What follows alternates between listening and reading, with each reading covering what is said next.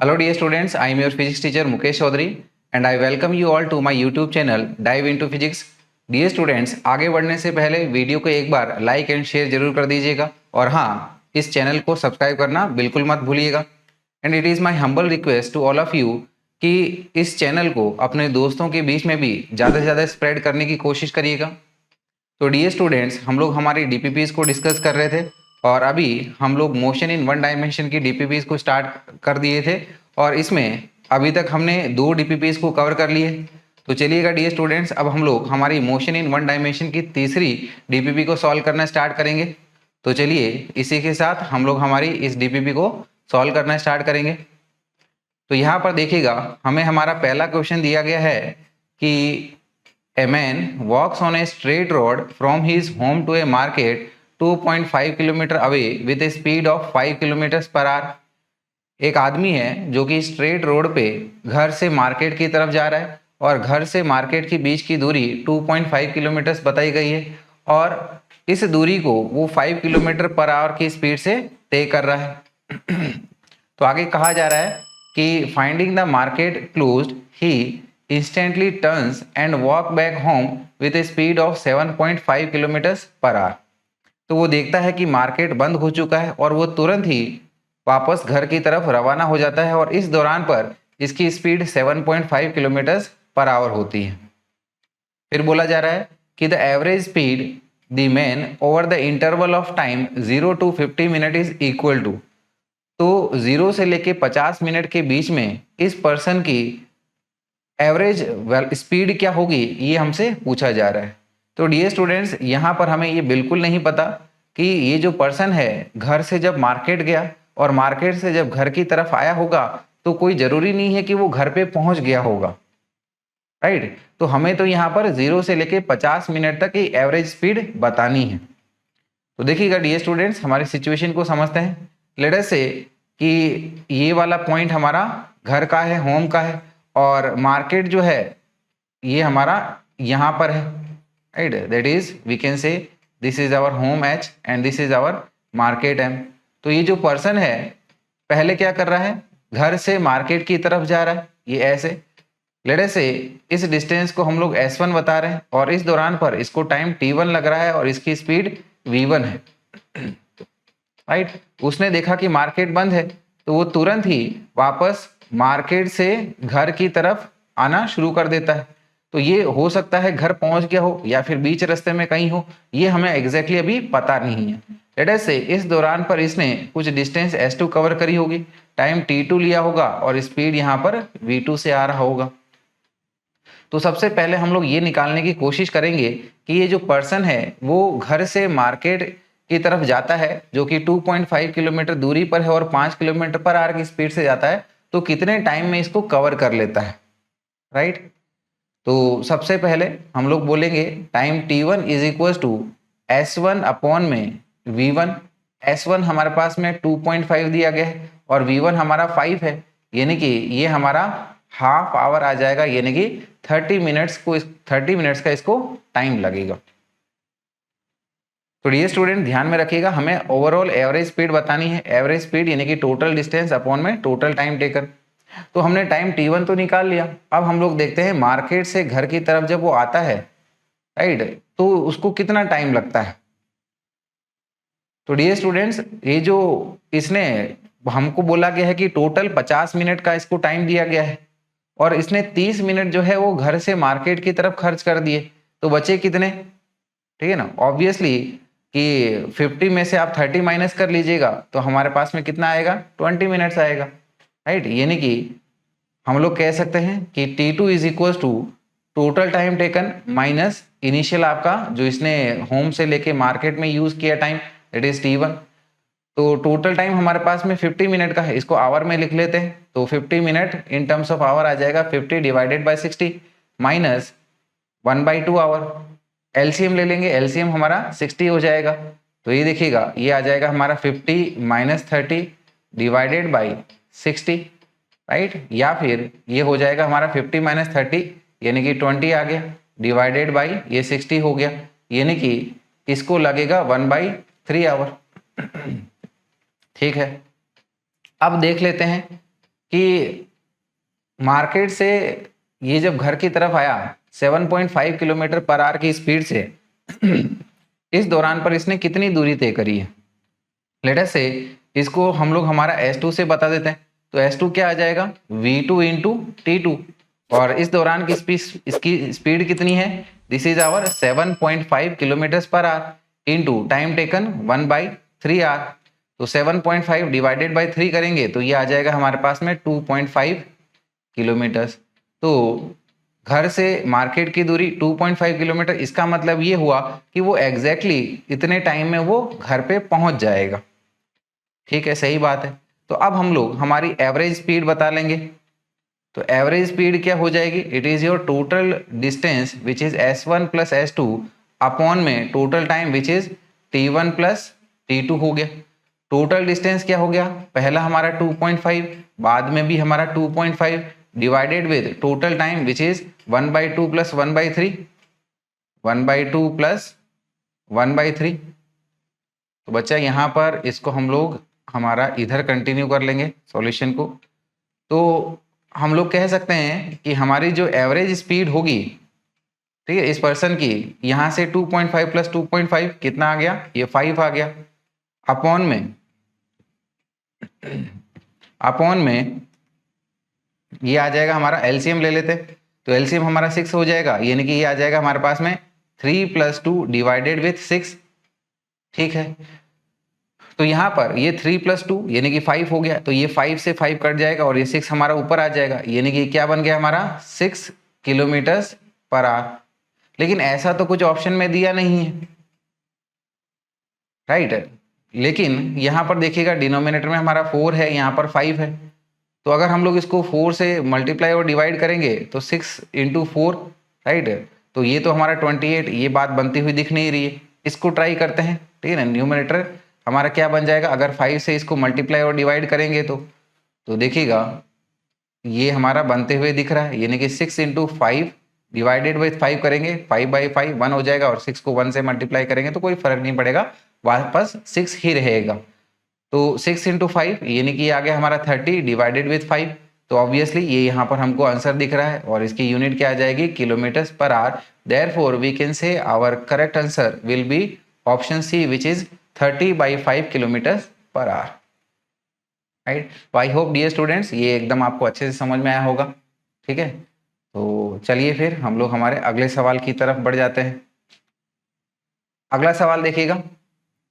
अगला सवाल हमें दिया गया है क्वेश्चन नंबर 2 कि a car moving with a velocity of 10 metre पर second can be stopped by the application of a constant force F in a distance of 20 metre. एक कार है जो कि एक कांस्टेंट वेलोसिटी कितनी 10 मीटर पर second की स्पीड से जा रही थी, और इसको एक कांस्टेंट फोर्स लगाने पर, ठीक है ना, इसको स्टॉप किया जाता है।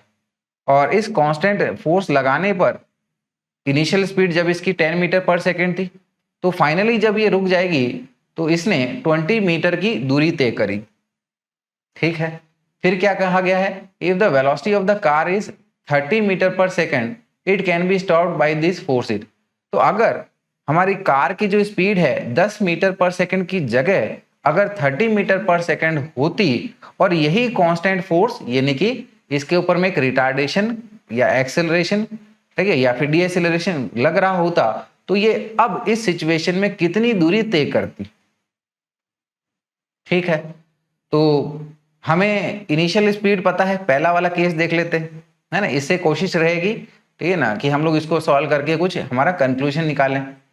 तो देखिएगा हमारा पहला केस क्या है कि इस कार की इनिशियल स्पीड 10 मीटर पर सेकेंड है और फाइनल स्पीड 0 हो गई है, राइट, और दूरी इसने 20 मीटर की तय करी है। तो हम लोग यहाँ पर थर्ड इक्वेशन ऑफ मोशन का यूज कर सकते हैं। सो वी कैन से कि v² is equal to u² plus 2s। Final speed कितनी हो गई है कार की, ऑब्वियसली रुक गई है, 0 हो गई है, और ये हमारा 0 is equal to u² plus 2। अब देखिएगा जिस डायरेक्शन में कार जा रही है उसके अपोजिट डायरेक्शन में हमारा एक्सेलरेशन लग रहा है, यानी कि हमारा मोशन की डायरेक्शन पॉजिटिव तो एक्सेलरेशन की डायरेक्शन नेगेटिव हो जाएगी। तो ए बेसिकली क्या हो जाएगा हमारा, इसको -a ले लीजिएगा, और डिस्टेंस कवर्ड लेटर से ये हमारा s है। ये नेगेटिव में टर्म आ रहा है, इसको लेफ्ट की तरफ ले लीजिएगा तो ये टर्म हमारा पॉजिटिव में बन जाएगा। तो ये हो जाएगा 2as is equal to u square. तो देखिएगा डियर स्टूडेंट्स, यहाँ पर ये 2 कांस्टेंट है, a कांस्टेंट है, तो हम लोग इस इक्वेशन से ये कंक्लूजन निकाल सकते हैं कि हमारा जो डिस्टेंस कवर्ड होगा it will be directly proportional to the square of initial velocity, that is distance covered will be directly proportional to the square of initial velocity provided इस कार के ऊपर में एक्सेलरेशन यही मेंटेन रहे, acceleration हमारा constant बना रहे। तो यहां से हम लोग क्या कह सकते हैं कि s2 अपॉन में s1 is equal to u2 upon में u1 का होल स्क्वायर, इस प्रकार से। बढ़िया है, तो ये देखिएगा, इसको इधर कंटिन्यू कर लेते हैं। S1 जैसे कि हमको दिया गया था कि ये 20 मीटर है, तो इसको यहां पर मेंशन कर लूं, तो ये S2 अपॉन में ये 20 इज इक्वल टू U2, यानी कि अब नेक्स्ट वाली जो सिचुएशन है केस 2 में हमारी कार की जो इनिशियल स्पीड है कितनी है, 30 है, और U1 यानी कि पहले वाले केस में कार की इनिशियल स्पीड जो कि 10 है, इसका स्क्वायर हो गया, तो ये हमारा 30/10 ऑब्वियसली 3 हो गया, और 3 का स्क्वायर यानी कि ये हमारा 9 हो गया है। Thus, we can say कि distance covered in this case will be 9 into 20 हो जाएगा। So it is 9 into 20 that is equals to 180 metres आ जाएगा, यानी कि सही आंसर हमारा option D which is 180 metre हमको मिल जाएगा। ठीक है, तो फिर अगले सवाल पे आते हैं। अगला सवाल हमारा क्वेश्चन नंबर 3, देखिएगा क्या कह रहा है कि body A starts from rest with an acceleration a1, कि कोई एक बॉडी ए है जो कि रेस्ट से स्टार्ट कर रही है और इसके पास में एक कांस्टेंट एक्सेलरेशन a1 है। ठीक है, फिर क्या कहा जा रहा है कि after 2 seconds another body B starts from rest with an acceleration a2, 2 second के बाद में एक दूसरी बॉडी बी जो है वो भी रेस्ट से स्टार्ट कर रही है, लेकिन इसके पास में एक्सेलरेशन a2 है। फिर कहा जा रहा है कि if they travel equal distance in the 5th second after the start of A then the ratio a1 is to a2 is equal to.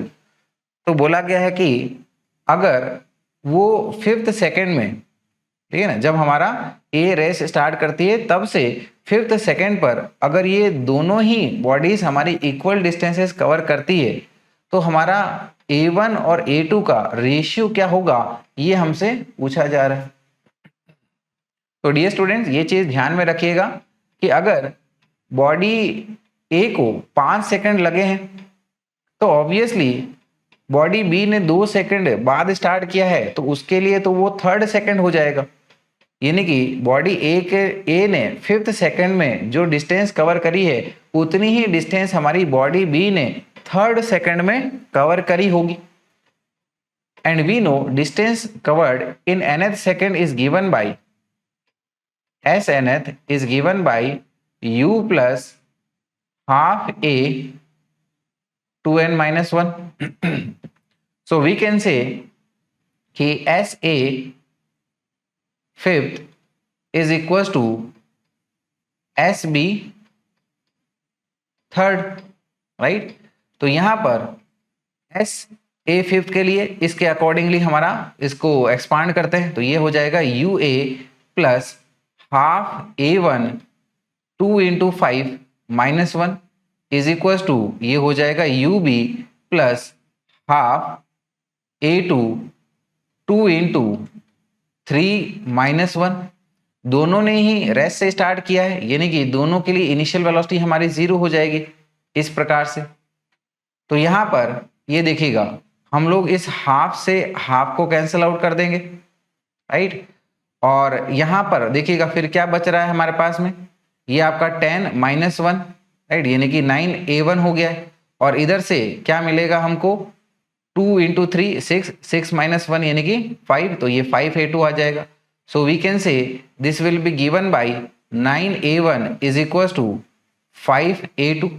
और हमें अल्टीमेटली रेशियो चाहिए था a1 और a2 का, तो अब हम लोग कह सकते हैं कि a1 upon a2 will be 5/9। और इसी को अगर हमारे ऑप्शन से ऑब्जर्व करें तो हम लोग कह सकते हैं कि हमारा ऑप्शन ए करेक्ट आंसर हो जाएगा। तो चलिए डियर स्टूडेंट्स, हम लोग हमारे अगले वाले क्वेश्चन पे आते हैं। अगला क्वेश्चन देखेंगे। देखिएगा अगला क्वेश्चन नंबर 4 क्या कह रहा है कि the displacement time graph of a moving particle is shown below.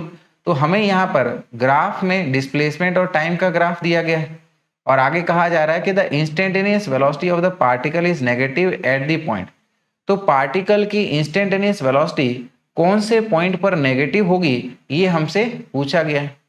तो डियर स्टूडेंट्स, अगर हमारे पास में डिस्प्लेसमेंट टाइम ग्राफ दिया होता है तो ग्राफ में किसी भी पर्टिकुलर पॉइंट पर वेलोसिटी उस पॉइंट पर स्लोप क्या है उसके अकॉर्डिंगली निकाली जाती है।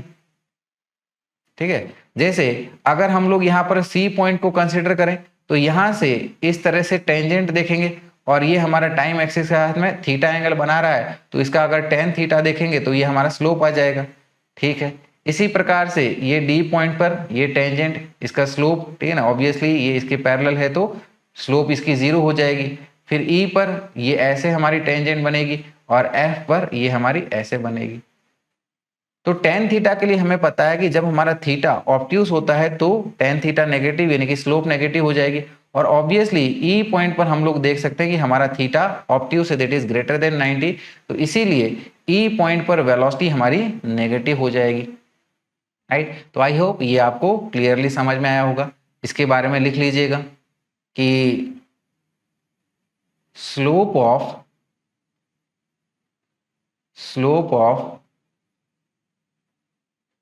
Displacement time graph at a point gives instantaneous velocity at that point, full stop. So thus at point E the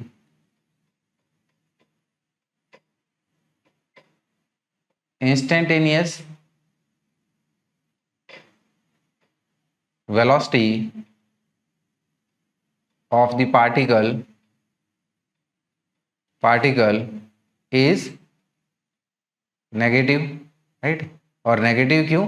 क्योंकि यहाँ पर ई पॉइंट की स्लोप हमें नेगेटिव मिल रही है जो कि हमारी वेलोसिटी को डिनोट करता है। तो सही आंसर हो गया हमारा option A which is E. Right, तो चलिएगा अगले क्वेश्चन पे आएंगे हम लोग। अगला question which is our question number 5। क्या कह रहा है ये क्वेश्चन कि given figure shows the distance time graph of the motion of a car. तो यहाँ पर जो ग्राफ है वो हमारे कार का डिस्टेंस टाइम ग्राफ को डिनोट कर रहा है। It follows from the graph that the car is.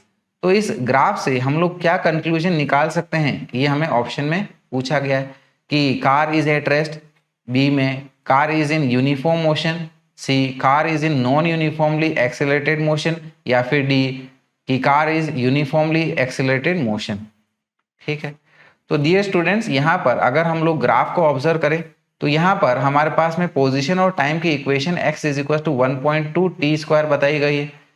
Right, यानी कि हमारे पास में ये इक्वेशन जो है बेसिकली एक पैराबोला की इक्वेशन बन रही है। Right, that is quadratic equation है, तो इसका ये जो ग्राफ है वो हमारा पैराबोला है। तो इस इक्वेशन को हम लोग हमारी एक्सेलरेटेड मोशन की पोजिशन टाइम की इक्वेशन के साथ कंपेयर कर सकते हैं, ठीक है ना, जो कि क्या होती है x is equal to u t plus half a t square. ठीक है, तो देखिएगा हम लोग कह सकते हैं कि since x is equal to 1.2 T square, so we can say कि comparing it with equation of motion. अगर इनिशियल वेलोसिटी 0 हो तो इक्वेशन ऑफ मोशन हमारी क्या हो जाएगी, x is equal to half a t square.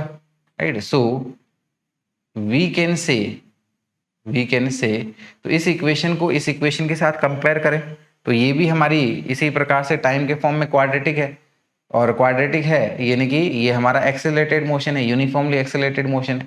So we can say that car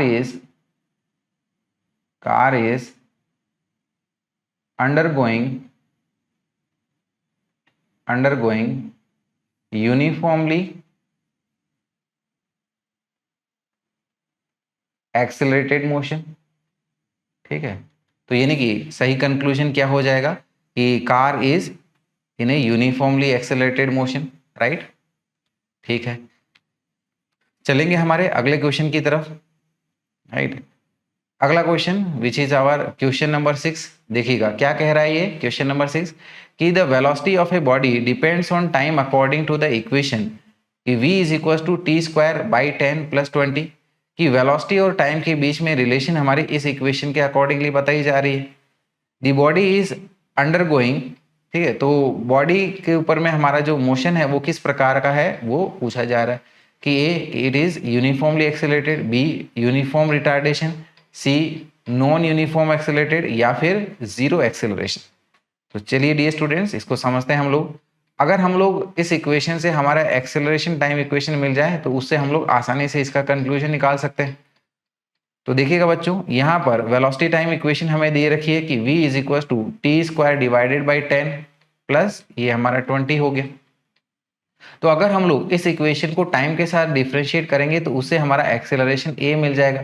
so we can say acceleration a is equal to d v by d t is equal to d by d t of velocity की equation क्या है हमारी ये T square by 10 plus 20 इस प्रकार से। तो यहाँ पर ये पहले वाले टर्म को डिफरेंशिएट करते हैं टाइम के साथ, तो 1/10 हमारा कांस्टेंट है और टी स्क्वायर का डिफरेंशिएशन 2t होता है।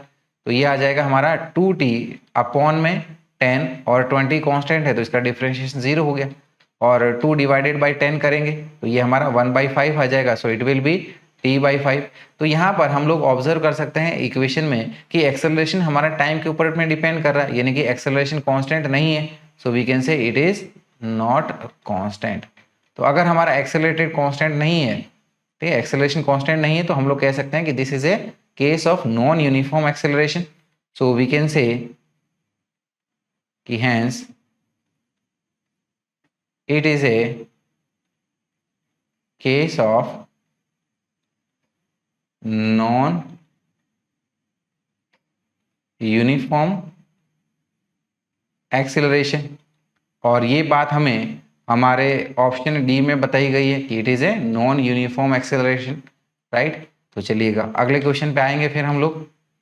अगला क्वेश्चन देखिएगा क्या कह रहा है क्वेश्चन नंबर 7 कि the velocity v of a particle as a function of its position x is expressed as v is equal to under root of c1 minus c2x where c1 and c2 are positive constants.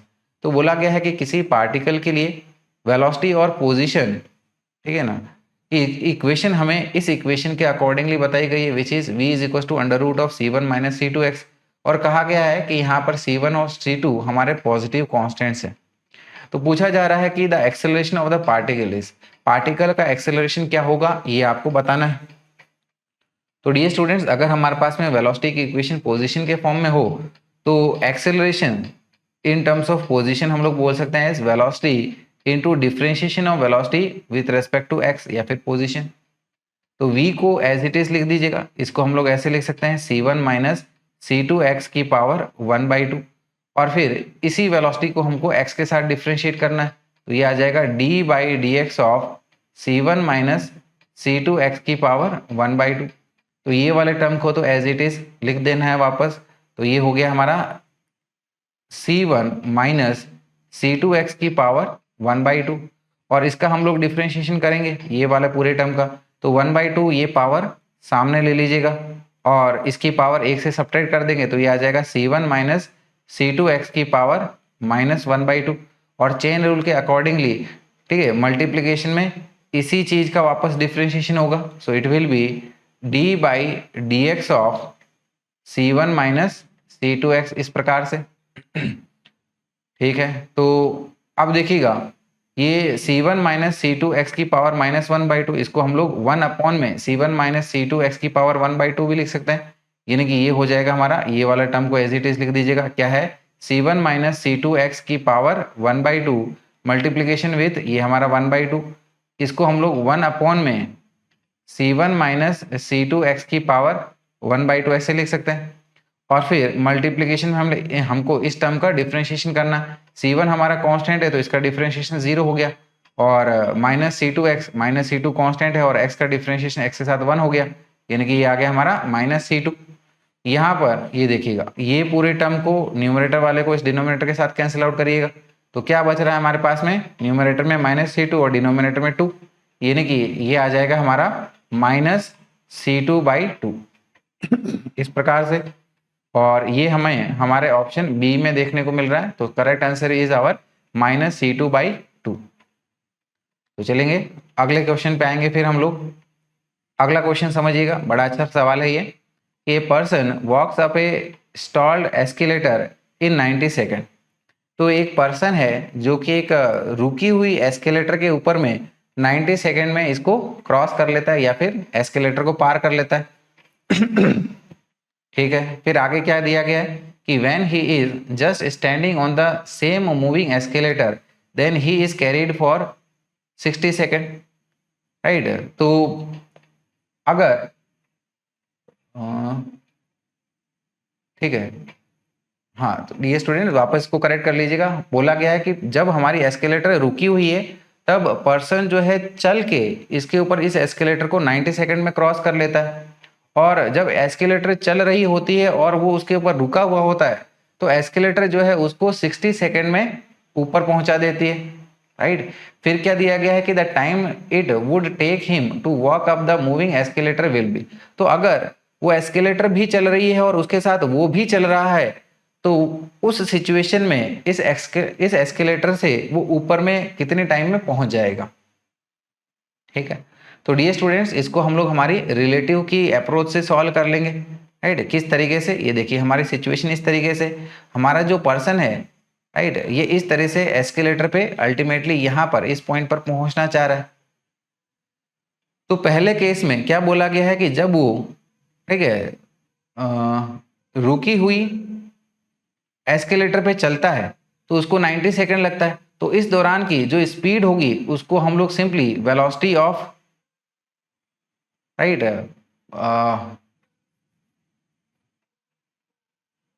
ठीक है, उसको हम लोग velocity of person with respect to escalator कह सकते हैं, ठीक है ना, क्योंकि एस्केलेटर के रेस्पेक्ट में इसको ऑब्जर्व किया जा रहा है, राइट। तो यहाँ पर ये देखिएगा, ये इस तरह से दो स्पीड हमें यहाँ पर की बात कर सकते हैं।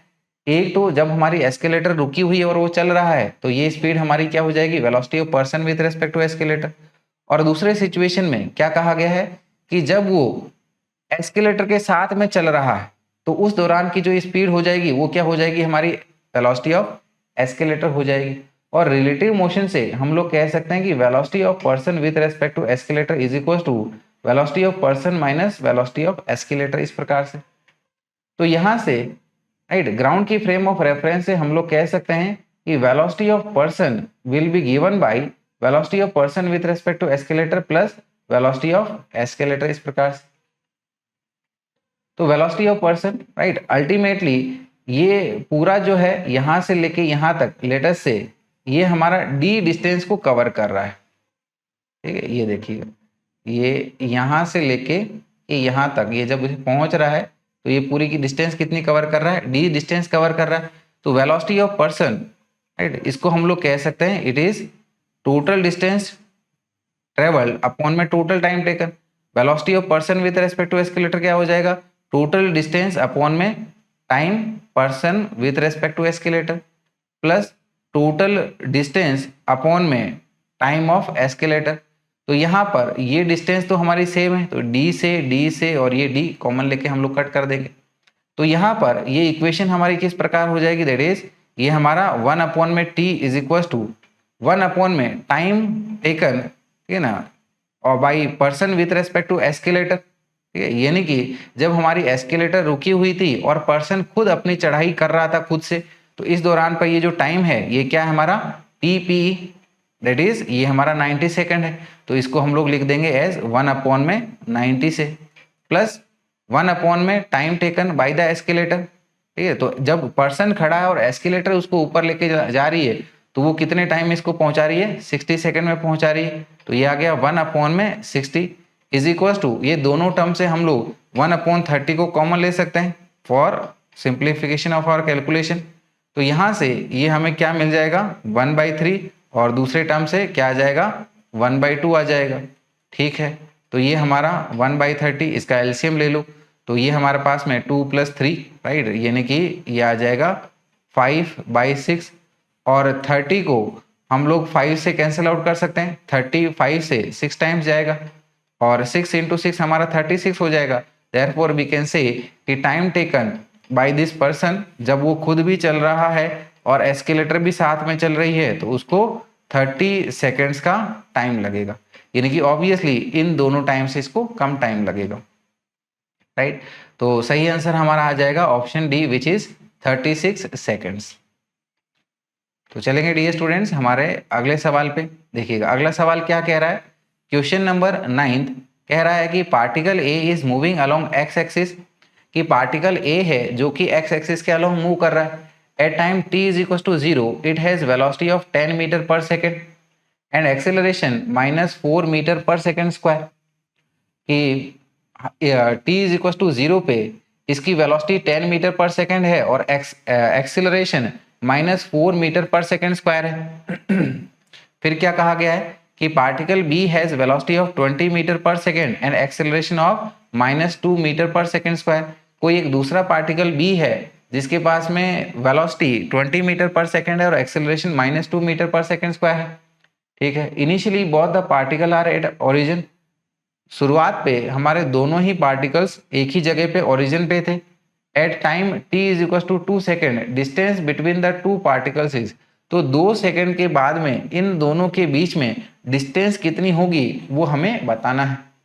तो डियर स्टूडेंट्स हम लोग इसको रिलेटिव मोशन के अप्रोच से कर लेते हैं कि अगर हमारा B ऑब्जर्वर होता और B जो है A को ऑब्जर्व करता, तो 2 सेकेंड के बाद में जो इनके बीच का सेपरेशन इसको देखने को मिलेगा वही हमारा इन दोनों के बीच का रिलेटिव डिस्टेंस ऑफ सेपरेशन हो जाएगा। ठीक है, यानी कि इसको हम लोग कह सकते हैं कि displacement of A with respect to B is equal to initial velocity of A with respect to B into time taken plus half into acceleration of A with respect to B into t square. यानी कि यहाँ पर हमारी simply second equation of motion B के respect में लगा दी गई।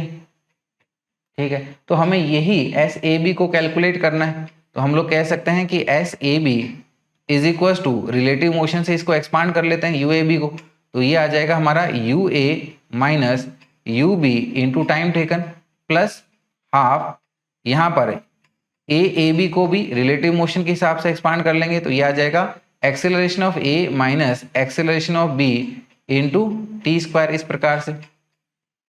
तो ये बन जाएगा हमारे पास में UA, ठीक है ना, कितना है 10 मीटर पर सेकेंड और UB कितना है 20 मीटर पर सेकेंड, तो ये आ गया 10 minus 20 into time taken 2 second का प्लस 1/2 एक्सेलरेशन ऑफ A कितना दिया गया है -4, तो इसको पुट कर लीजिएगा, it is -4 minus of acceleration of B -2 दिया गया है तो ये हमारा -2 इंटू ये हमारा 2 का स्क्वायर। ठीक है, तो ये देखिएगा 10 माइनस 20 यानी कि -10 इंटू 2 यानी कि ये आ गया हमारा -20 प्लस इसी प्रकार से ये हमारा 1/2, सो -4 माइनस माइनस प्लस यानी कि +2, तो -4 + 2 यानी कि आ जाएगा हमारा -2 और ये 2 का स्क्वायर यानी कि ये आ गया 4। तो यहाँ पर ये 2 से 2 चला गया तो ये क्या मिल जाएगा हमको, दिस इज योर -20 और इधर से ये हमारा -4 आ जाएगा, so it will come out to be -24 metre, या फिर इन दोनों के बीच की जो दूरी होगी वो कितनी मिलेगी 24 मीटर्स देखने को मिलेगी। तो सही आंसर आ गया हमारा option A which is 24 metres, right. तो चलिएगा अगले क्वेश्चन पे आएंगे फिर हम लोग, है ना।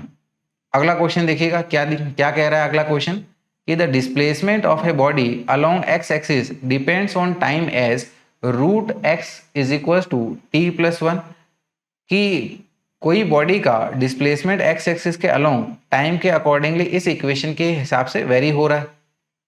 Then the velocity of body, ठीक है, तो फिर बॉडी की वेलोसिटी के बारे में आपको कमेंट करना है कि the velocity of the body increases with time, decreases with time, independent of time, या फिर नन ऑफ दीज। चलिए स्टूडेंट्स देखते हैं इसको हम लोग।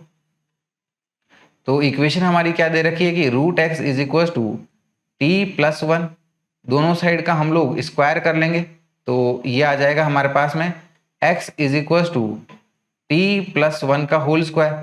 तो इसका होल स्क्वायर का फॉर्मूला लगा के सॉल्व करिएगा तो ये आ जाएगा T square plus two t plus one, इस प्रकार से। तो ये हमारी पोजीशन टाइम इक्वेशन आ गई। इसको अगर हम लोग टाइम के साथ डिफ्रेंशिएट करेंगे तो वो हमारी वेलोसिटी टाइम इक्वेशन आ जाएगी, यानी कि हम लोग कह सकते हैं कि dx by d t is equal to t square का डिफ्रेंशिएशन, ये हमारा 2t आ गया, प्लस 2t का डिफ्रेंशिएशन 2 आ गया, 1 कांस्टेंट है तो differentiation 0, dx by d t obviously ये हमारी वेलोसिटी v है, so we can say v is equal to 2t plus 2।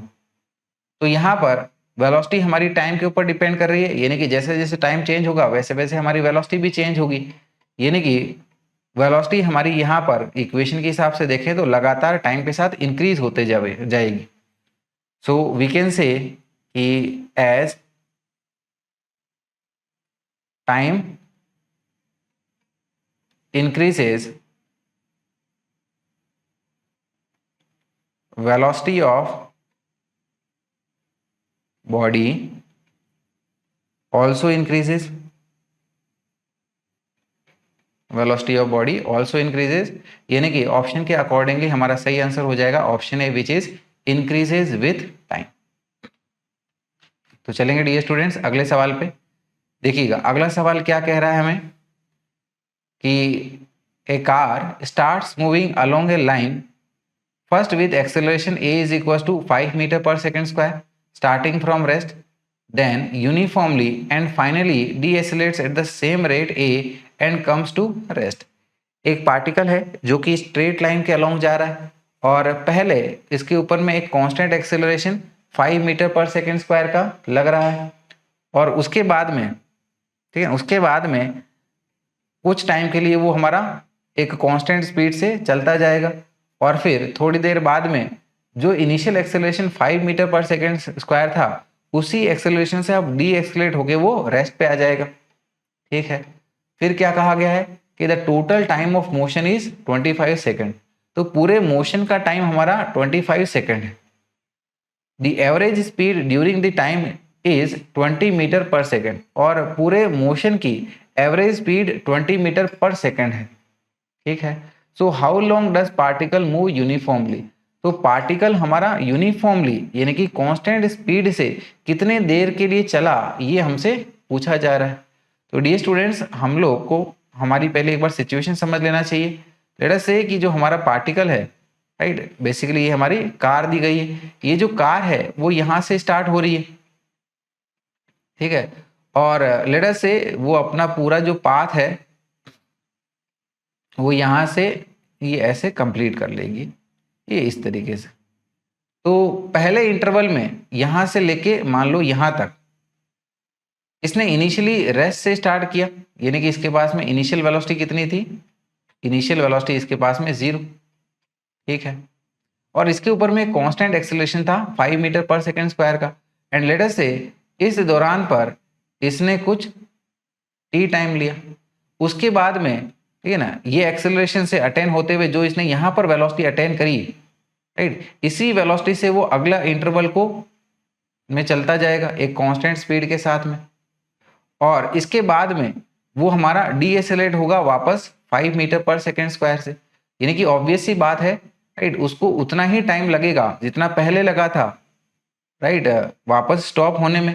तो मान लीजिएगा कि ये टाइम हमारा टी है, तो सीधी सी बात है कि अगर वो उसी रेट से डीएसेलेरेट कर रहा है तो ये टाइम भी हमारा ये टी ही लगेगा फाइनली जब इसकी वेलोसिटी 0 हो जाएगी तो। ठीक है, तो यहाँ पर इस पॉइंट से लेके इस पॉइंट तक वो हमारा यूनिफॉर्मली एक्सेलरेट कर रहा है। तो फर्स्ट इक्वेशन ऑफ मोशन से हमारी फाइनल वेलोसिटी हो जाएगी v is equal to u plus a t, और क्योंकि u यानी कि इनिशियल वेलोसिटी हमारी 0 है, तो यहाँ पर इस पॉइंट पर जो इसके पास में वेलोसिटी आएगी वो क्या हो जाएगी, v is equal to a t, इस प्रकार से। ठीक है, तो हमें ये बीच वाला टाइम बताना है, और बोला गया है कि स्टार्टिंग से लेके एंडिंग तक टोटल टाइम हमारा 25 सेकेंड है। तो ऑब्वियस सी बात है कि जो यूनिफॉर्म मोशन से चल रहा है, ये वाला जो टाइम इसको लगेगा, ये कितना लगेगा, 25 माइनस 2t, इस प्रकार से, राइट। तो और यहाँ पर ये फाइनल वेलोसिटी हमारी 0 हो जा रही है। तो आई होप आपको ये पूरी सिचुएशन की पिक्चर एकदम क्लियर हो गई होगी। और हमें बोला गया कि इस पूरे जर्नी की जो एवरेज वेलोसिटी है, स्पीड है, वो 20 मीटर पर सेकंड है। And we know average speed means total distance travelled upon total time taken. तो हमारा ये 3 इंटरवल्स में इसको हमारी जर्नी को कंप्लीट कर रहा है। तो हम लोग कह सकते हैं कि our average speed is equal to total distance travelled which is s1 plus s2 plus s3 upon में टोटल टाइम टेकन, ये जो कि हमें बताया गया है, इसको लेटर से t से बोल लेते हैं। एवरेज स्पीड हमें बता दी गई है, कितनी है, 20 है।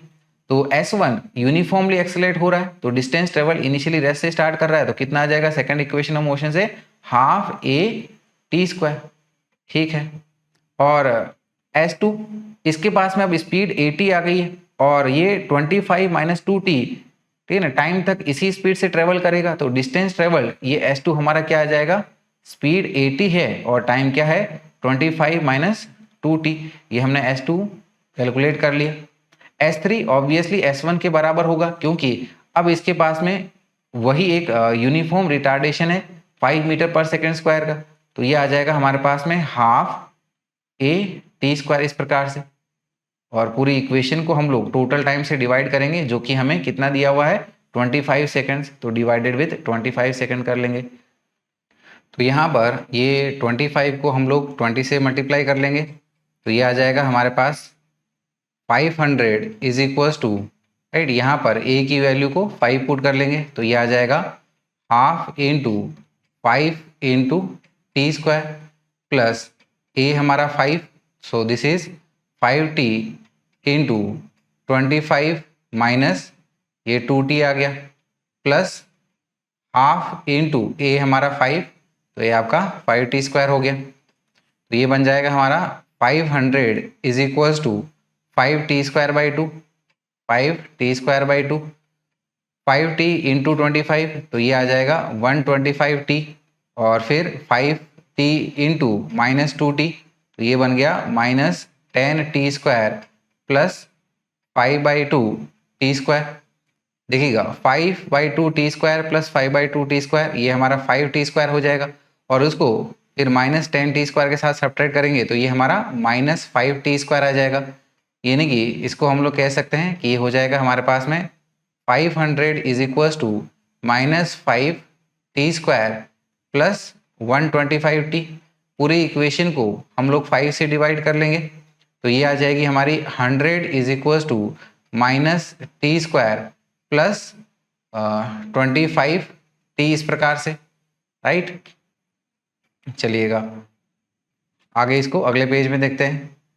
तो यानी कि ये बन जाएगा हमारे पास में, क्या करेंगे, पूरी इक्वेशन को एक तरफ ले लेंगे, ये वाले पूरे टर्म्स लेफ्ट की तरफ ले लो, तो ये इक्वेशन हमारी बन जाएगी t square minus 25t plus 100 is equal to 0, इस प्रकार से, राइट। तो अब हम लोग इसको फैक्टराइज कर लेंगे। फैक्टर्स कैसे कि मल्टीप्लिकेशन हमें प्लस 100 दे और एडिशन उसका माइनस 25, तो इसके ऐसे दो रूट्स हमारे माइनस 20 और माइनस 5t मिल जाएगा। तो यानी कि ये आ जाएगा हमारा t square minus 20t minus 5t plus 100 is equal to 0। इन दोनों टर्म से हम लोग t को कॉमन ले लेते हैं, तो ये आ जाएगा t इंटू टी माइनस 20, यहाँ से माइनस 5 को कॉमन ले लो, तो ये आ जाएगा minus 5 into t minus 20 is equal to 0, इस प्रकार से। ये t माइनस 2 और ये t माइनस 20 को कॉमन ले लीजिएगा, तो ये बन जाएगा हमारा t minus 20 into t minus 5 is equal to 0।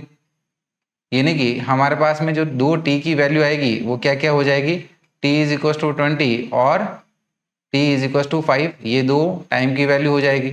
लेकिन अगर हम लोग देखें कि हमें बताया गया है कि टोटल टाइम हमारा 25 है, यहाँ t है और यहाँ पर भी t है, तो ये 20 और 20 40 हो जाएगा। तो इसका मतलब हमारा t इज इक्व टू 20 ये पॉसिबल ही नहीं है। और हमें पूछा गया है कि ये जो कार है कितने टाइम के लिए यूनिफॉर्म मोशन करती है, तो वो टाइम हमारा कितना है 25 माइनस 2t, और t की वैल्यू को 5 सब्सटीट्यूट कर लेंगे। 10 वी कैन से कि 10 the particle moves uniformly for, क्या टाइम है हमारे पास में 25 माइनस 2t का टाइम है, इज इक्वल टू ये आ जाएगा हमारे पास में 25 माइनस 2 इंटू टी यानी कि 5, तो ये आ जाएगा 25 माइनस 2 इंटू 5 यानी कि 10 हो गया, और 25 माइनस 10 करेंगे तो ये हमारे पास में 15 आ जाएगा। तो टाइम विल बी 15 सेकेंड्स, और ऑप्शन के अकॉर्डिंगली हम लोग कह सकते हैं हमारा option D which is 15 second correct हो जाएगा। तो चलिए डियर स्टूडेंट्स, हम लोग हमारा अगला सवाल देखेंगे। देखिए अगला सवाल क्वेश्चन नंबर 12 क्या कह रहा है कि a cyclist starts from the centre O of a circular park of radius 1 kilometre, reaches the edge P of the park, then cycles along the circumference and returns to the center along QO as shown in the figure। तो हमें यहाँ पर figure में बोला गया है कि एक साइक्लिस्ट है, एक सर्कुलर पार्क के सेंटर से स्टार्ट कर रहा है, ठीक है, फिर वो आपके सर्कल की ओपी तक जा रहा है, फिर इस सर्कल के सरकमफेरेंस के 1/4 से होते हुए फिर क्यू पॉइंट से वापस ओ पॉइंट पर रिटर्न कर रहा है। और बोला गया है कि इस सर्कल की जो रेडियस है वो हमारी 1 किलोमीटर है। So if the round trip takes 10 minutes, the net displacement and average speed of the cyclist in metre and kilometres per hour is. तो अगर ये इस साइक्लिस्ट की पूरी जो हमारी राउंड ट्रिप है अगर ये 10 मिनट्स की होती है, तो आपको बताना है कि इस साइक्लिस्ट का नेट डिस्प्लेसमेंट कितना होगा और इसकी एवरेज स्पीड कितनी होगी। तो डियर स्टूडेंट्स, जैसे कि हम लोग देख पा रहे हैं हमारा जो साइक्लिस्ट है वो यहाँ से स्टार्ट होके वापस इसी पॉइंट पर रिटर्न कर रहा है, यानी कि डिस्प्लेसमेंट तो सीधा सीधा हमारा 0 हो जाएगा। देयरफॉर वी कैन से कि displacement of the cyclist will be equals to 0। फिर हमें एवरेज स्पीड की बात करनी है, तो एवरेज स्पीड क्या होती है, टोटल डिस्टेंस ट्रेवल अपॉन में total time taken.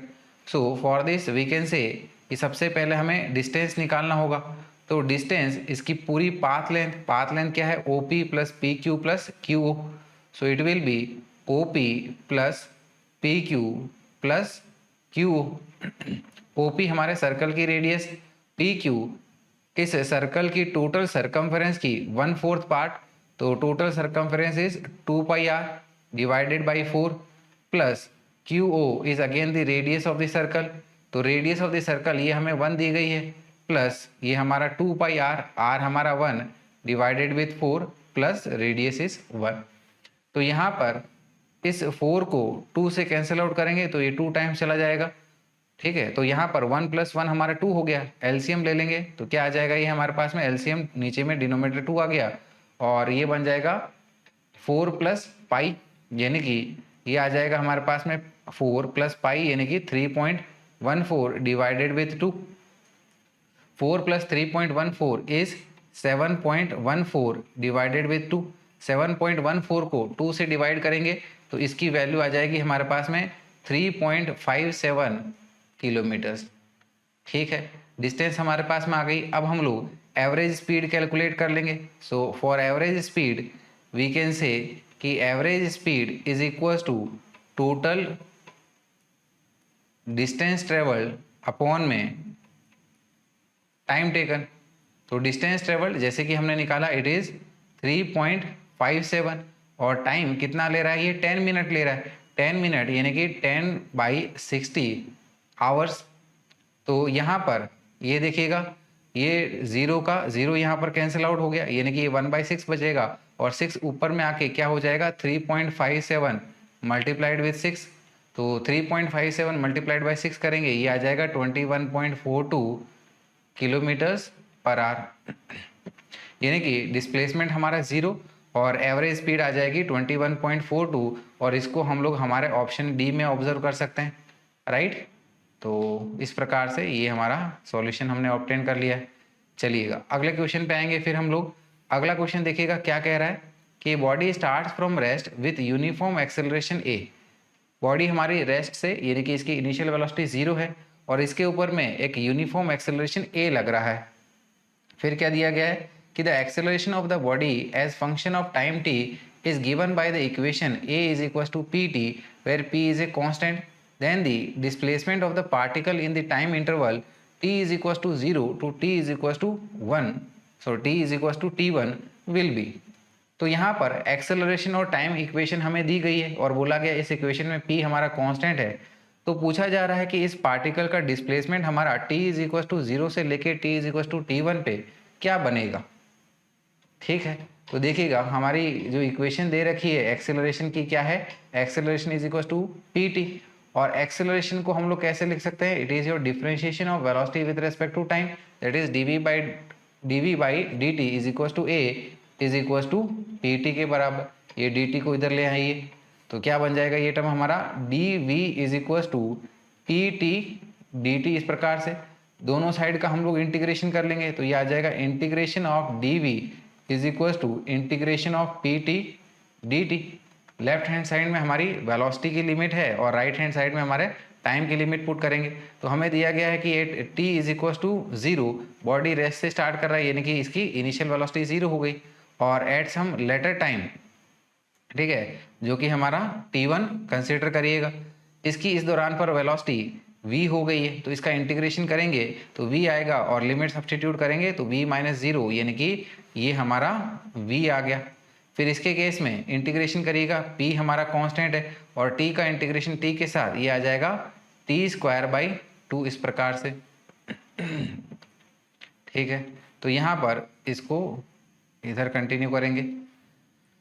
Velocity time equation आ गई है, तो वेलोसिटी को हम लोग कैसे लिख सकते हैं, differentiation of position with respect to time, that is ds by dt, और ये हमारे पास है पी टी स्क्वायर बाई 2, ठीक है। इस dt को इधर मल्टीप्लाई करिएगा तो ये आ जाएगा हमारे पास में ds is equal to p t square by 2 dt इस प्रकार से। अब हम लोग दोनों साइड का इंटीग्रेशन कर लेंगे तो ये आ जाएगा integration of ds is equal to integration of p t square by 2 into d t. Time की लिमिट हमारी 0 से लेके ये आपका t1 ले लीजिएगा, राइट, और यहाँ पर पोजीशन की लिमिट 0 से लेके ये s ले लीजिएगा। तो ये यहाँ पर जो है इसको जनरल रखेंगे हम लोग, यहाँ पर ये t है, राइट। तो अब हम लोग ds का इंटीग्रेशन करेंगे तो s आएगा, लिमिट सब्सटीट्यूट करेंगे तो ये क्या आ जाएगा s माइनस 0, और p बाई 2 ये हमारा यहाँ पर कांस्टेंट है, और t स्क्वायर का इंटीग्रेशन t के साथ ये आ जाएगा हमारे पास में T cube by 3, limit substitute करेंगे तो ये क्या आ जाएगा हमारे पास में t1 क्यूब बाई 3 इस प्रकार से। तो अब हम लोग यहाँ से फाइनल पोजीशन या फिर डिस्प्लेसमेंट s को ऑब्टेन कर सकते हैं। क्या आ जाएगा ये हमारे पास में p t1 क्यूब अपॉन में 2 इंटू 3 इज 6, यानी कि ये आंसर आ जाएगा it is p t1 cube by 6। तो सही आंसर हो गया हमारा option D which is 1/6 p t1 cube. चलिए आगे बढ़ेंगे फिर हम लोग अगले सवाल पे। अगला सवाल देखिएगा, क्वेश्चन नंबर 14 क्या कह रहा है कि ये particle moves along a straight line OX। एक पार्टिकल हमारा सीधी लाइन OX के अलोंग जा रहा है at a time t in seconds, the distance x is equal to 40 plus 12t minus t cube. तो किसी टाइम t पर हमारे पार्टिकल का जो डिस्टेंस कवर्ड है वो हमें दिया गया है in the form of time equation as 40 plus 12t minus t cube. फिर क्या बोला जा रहा है कि how long would the particle travel before coming to rest. तो रेस्ट पे आने से पहले हमारा पार्टिकल कितना ट्रेवल कर लेगा ये हमसे पूछा जा रहा है। तो रेस्ट पे आना यानी कि उस दौरान पे उसकी स्पीड या फिर वेलोसिटी 0 हो जाना, ठीक है। तो ये देखिएगा हमारे पास में जो पोजीशन टाइम इक्वेशन दे रखी है क्या है वो, it is 40 plus 12t minus t cube, right. तो इससे हम लोग हमारी वेलोसिटी टाइम इक्वेशन ऑब्टेन कर सकते हैं। कैसे, अगर हम लोग इसको एक बार टाइम के साथ डिफ्रेंशिएट करें तो it is v is equal to d x by d t, और it is given by d by d t of x की वैल्यू पुट कर दीजिएगा, क्या है 40 plus 12t minus t cube, इस प्रकार से। तो ये बन जाएगा, ये 40 कांस्टेंट है तो इसका डिफ्रेंशिएशन 0, प्लस 12t का डिफ्रेंशिएशन सिंपली 12 हो जाएगा, और माइनस टी क्यूब का डिफ्रेंशिएशन ये माइनस 3t² आ जाएगा। तो जैसे कि हमें दिया गया है कि फाइनली हमारा जो ये पार्टिकल है वो रेस्ट पे आ जा रहा है, यानी कि फाइनल वेलोसिटी कितनी है 0 है। सो वी कैन से कि as final velocity v is equal to 0। तो यहाँ पर इस v की इक्वेशन में v को 0 पुट कर दीजिएगा, तो हम लोग कह सकते हैं कि therefore 12 minus 3t² is equal to 0, और फ्रॉम हियर, ठीक है ना, वी कैन से कि 3t² इज इक्वल टू 12। तो यहाँ पर इस 12 को 3 से डिवाइड करिएगा तो ये 4 टाइम्स जाएगा, और t² इज इक्वल टू 4 आ गया हमारे पास, यानी कि कह सकते हैं कि t is equal to 2 seconds हो गया है। इधर इसको कंटिन्यू करते हैं। तो अब हमने निकाल लिया कि t is equal to 2 second पर पार्टिकल की स्पीड 0 हो जा रही है। तो इसके लिए हमें डिस्टेंस कवर्ड बताना है, तो क्या करेंगे, ये जो पोजीशन टाइम इक्वेशन है इसमें टाइम की वैल्यू को 2 पुट कर देंगे, यानी कि हम लोग कह सकते हैं कि x at t is equal to 2 second will be 40 plus 12 into 2 minus ये हमारा 2 का क्यूब, इस प्रकार से। तो देखिएगा ये हमारा 40 as it is plus 12 into 2 यानी कि ये हमारा 24 आ गया, माइनस 2 का क्यूब विच इज़ 8। तो 40 प्लस 24 माइनस 8 ये हमारा आ जाएगा 56 मीटर्स। तो सही आंसर है हमारा option C which is 56 metre, right. इस प्रकार से चलिएगा अगले सवाल पे आएंगे हम लोग। अब अगला सवाल देखिएगा क्या कह रहा है कि bullet emerges from a barrel of length 1.2 metre with a speed of 640 metre पर सेकेंड। कोई एक बुलेट है जो कि गन के बैरल से 640 मीटर पर सेकेंड की स्पीड से बाहर आ रही है। Assuming constant acceleration the approximate time that it spends in the barrel after the gun is fired. तो ये मानते हुए कि गन से जब बुलेट को फायर किया गया था तो बुलेट के ऊपर में जब तक वो बैरल में है उसके ऊपर एक कांस्टेंट एक्सेलरेशन लग रहा है, राइट। तो इसकी जो वेलोसिटी है 0 से 640 मीटर पर सेकंड में चेंज हुई है। तो आपको ये बताना है कि हमारी जो बुलेट है वो बैरल में तकरीबन कितने टाइम रही होगी, ठीक है। तो क्या करेंगे, सबसे पहले हम लोग हमारा एक्सेलरेशन निकाल लेंगे बुलेट के ऊपर का, राइट। इसको हम लोग हमारी थर्ड इक्वेशन ऑफ मोशन से निकालेंगे, और एक्सेलरेशन आने के बाद में इसको फिर हम लोग फर्स्ट इक्वेशन ऑफ मोशन में पुट करके एक्सेलरेशन की वैल्यू को पुट करके टाइम को ऑब्टेन किया जा सकता है। तो देखिएगा यहाँ पर हम लोग थर्ड इक्वेशन ऑफ मोशन का यूज़ करेंगे, क्या है v² is equal to u² plus 2as। तो इनिशियल वेलोसिटी हमारी 0 है और फाइनल वेलोसिटी क्या है 640 का ये स्क्वायर हो गया, is equal to 2 into acceleration into distance आपका बैरल का कितना है 1.2 मीटर है। So from here we can say कि acceleration a is equal to 640 into 640 क्योंकि 640 का स्क्वायर है divided with 2 into 1.2 which is 2.4। तो ये आ जाएगा हमारा 640 इंटू 640 अपॉन में 2.4 को हम लोग 24 डिवाइडेड बाई 10 लिख सकते हैं, राइट है। 24 डिवाइडेड बाई 10 को न्यूमरेटर और डिनोमिनेटर से 2 से डिवाइड करेंगे तो ये आ जाएगा 12/5, यानी कि ये बन जाएगा हमारा 12/5। इस प्रकार से ये 5 हमारा ऊपर ले लेंगे तो ये बन जाएगा 640 इंटू 5 डिवाइडेड विद 12। अब क्या कीजिएगा 640 और ये 12 को 4 से कैंसिल आउट करिएगा तो 12 हमारा 4 से 3 टाइम्स जाएगा और 640 160 टाइम्स चला जाएगा, ठीक है। तो देखिएगा ये बन जाएगा हमारा 160 इंटू 640 इंटू 5 डिवाइडेड विथ ये 3 आ गया। इसको एक बार को ऐसे ही रहेगा, फर्दर कैलकुलेशन में इसको यूज़ कर लेंगे। तो अब हम लोग फर्स्ट इक्वेशन ऑफ मोशन का यूज़ करेंगे which is v is equal to u plus at। और जैसे कि हमें दिया गया है कि बुलेट की इनिशियल स्पीड 0 है, so from here we can say कि time taken t is equal to v by acceleration a। v final velocity कितनी है हमारी 640, एक्सेलरेशन, ठीक है, जैसे कि हमने ऑब्टेन किया ये हमारे पास डिवाइड में है तो इसका हम लोग रेसिप्रोकल ले लेंगे, तो ये आ जाएगा 3 डिवाइडेड विथ 160 इंटू 640 इंटू 5 है। तो ये देखिएगा 640 से 640 चला जाएगा, तो बच क्या रहा है हमारे पास में 3 अपॉन में 160 इंटू 5, 160 इंटू 5 करेंगे तो ये हमारा 800 आ जाएगा, यानी कि ये बन जाएगा हमारा 3 अपॉन में 800, और ये हमारा आ जाएगा करीबन 3.75 इंटू 10 की पावर -3, जिसको हम लोग अप्रॉक्सीमेटली 4 के करीब लिख सकते हैं इसको, यानी कि आ जाएगा 4 इंटू 10 की पावर -3 सेकेंड्स, या फिर हम लोग इसको 4 मिली सेकेंड भी कह सकते हैं। तो सही आंसर है हमारा option A which is 4 milliseconds, right. तो आई होप ये आपको अच्छे से समझ में आया होगा। चलेंगे फिर हमारे अगले सवाल पे which is our question number 16। तो क्वेश्चन नंबर 16 क्या कह रहा है, देखिएगा एक बार कि the ratios of the distance traversed in successive intervals of time by a body falling from rest are, right. कि कोई हमारी एक बॉडी है, ठीक है ना, जो कि रेस्ट से फॉल कर रही है और सक्सेसिव टाइम इंटरवल्स में, इक्वल टाइम इंटरवल्स में जो ये बॉडी डिस्टेंसेस कवर कर रही है उनका रेशियो क्या है वो हमसे पूछ लिया गया है। तो डियर स्टूडेंट्स, यानी कि कहा गया है कि S first is to S second is to S third is to S fourth, इस तरीके से ये रेशियो क्या होगा। तो distance travelled in nth second के लिए हमारे पास में फॉर्मूला होता है u plus half a 2n-1। तो 2n सबसे पहला वाला हमारा 1 है, तो 2 into 1 -1 is to S second के लिए क्या हो जाएगा u plus half a 2 into 2 -1, फिर S थर्ड के लिए आ जाएगा u plus half a 2 into 3 -1 is to S fourth के लिए u plus 1/2a into 2 into 4 -1।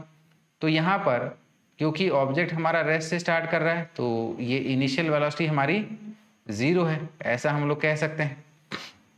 तो देखिएगा पहला वाला टर्म क्या आ जाएगा यहाँ पर 2 - 1 यानी कि 1, यानी कि ये आ गया सिंपली हमारे पास में हाफ a इंटू 1। इसी तरह से दूसरा टर्म आ जाएगा हमारे पास में हाफ a 4 - 1 यानी कि ये 3 हो गया।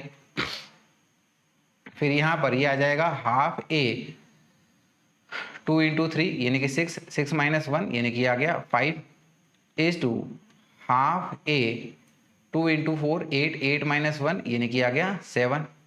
यहाँ से ये देखिए ये half half half half cancel out हो गया, ये ए और ये ए कैंसिल आउट हो गया, यानी कि अल्टीमेटली हमारे पास में क्या बच रहा है 1:3:5:7, इस तरह से ये हमारा चलता जाएगा, यानी कि अगला टर्म हमारा 9 आ जाएगा।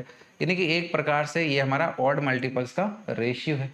देयरफॉर सही आंसर आ जाएगा हमारे पास में ऑप्शन ए विच इज़ 1:3:5:7:9:11, इस तरह से चलता जाएगा, राइट। तो आई होप इसमें आपको पूरी क्लैरिटी आ गई होगी। चलेंगे फिर हमारे अगले सवाल पे। अगला सवाल देखिएगा, समझिएगा क्या कहता है। ये पार्टिकल स्टार्ट्स फ्रॉम रेस्ट, एक पार्टिकल हमारा रेस्ट से स्टार्ट कर रहा है, इनिशियल वेलोसिटी 0 है।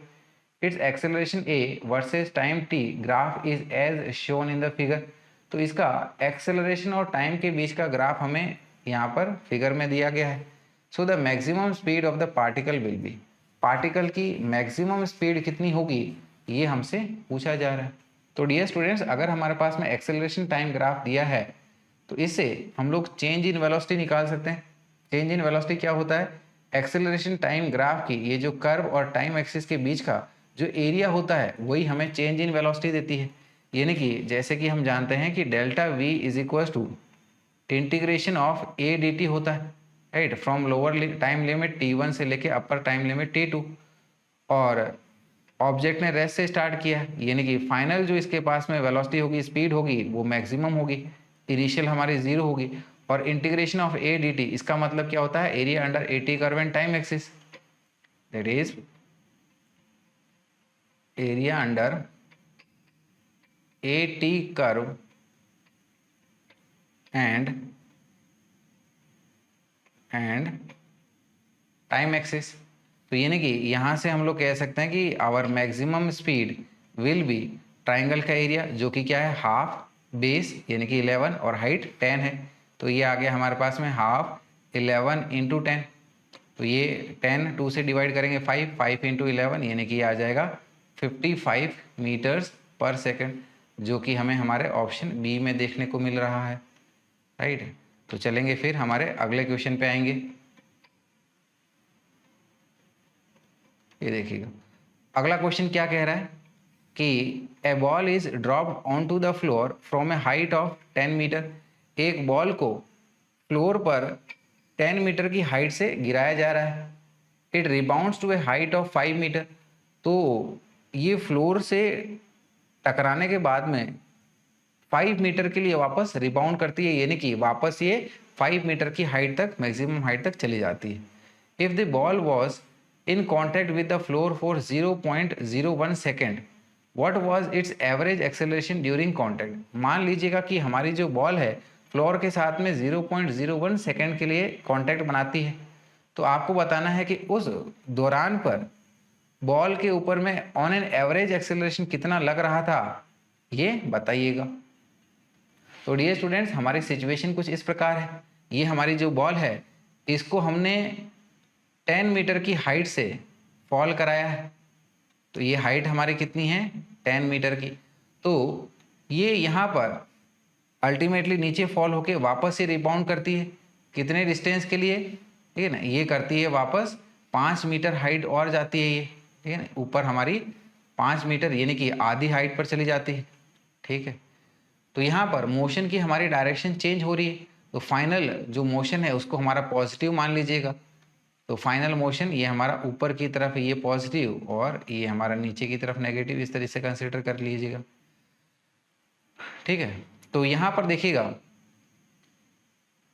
अगर हम लोग हमारी फर्स्ट इक्वेशन ऑफ मोशन लगाएं कांटेक्ट के दौरान पर, राइट, कांटेक्ट के दौरान पर क्या कि इस दौरान की ये हमारी फाइनल वेलोसिटी v2 ले लो, और कांटेक्ट से जस्ट पहले इसके पास में ये वेलोसिटी हमारी v1 रही होगी, ठीक है।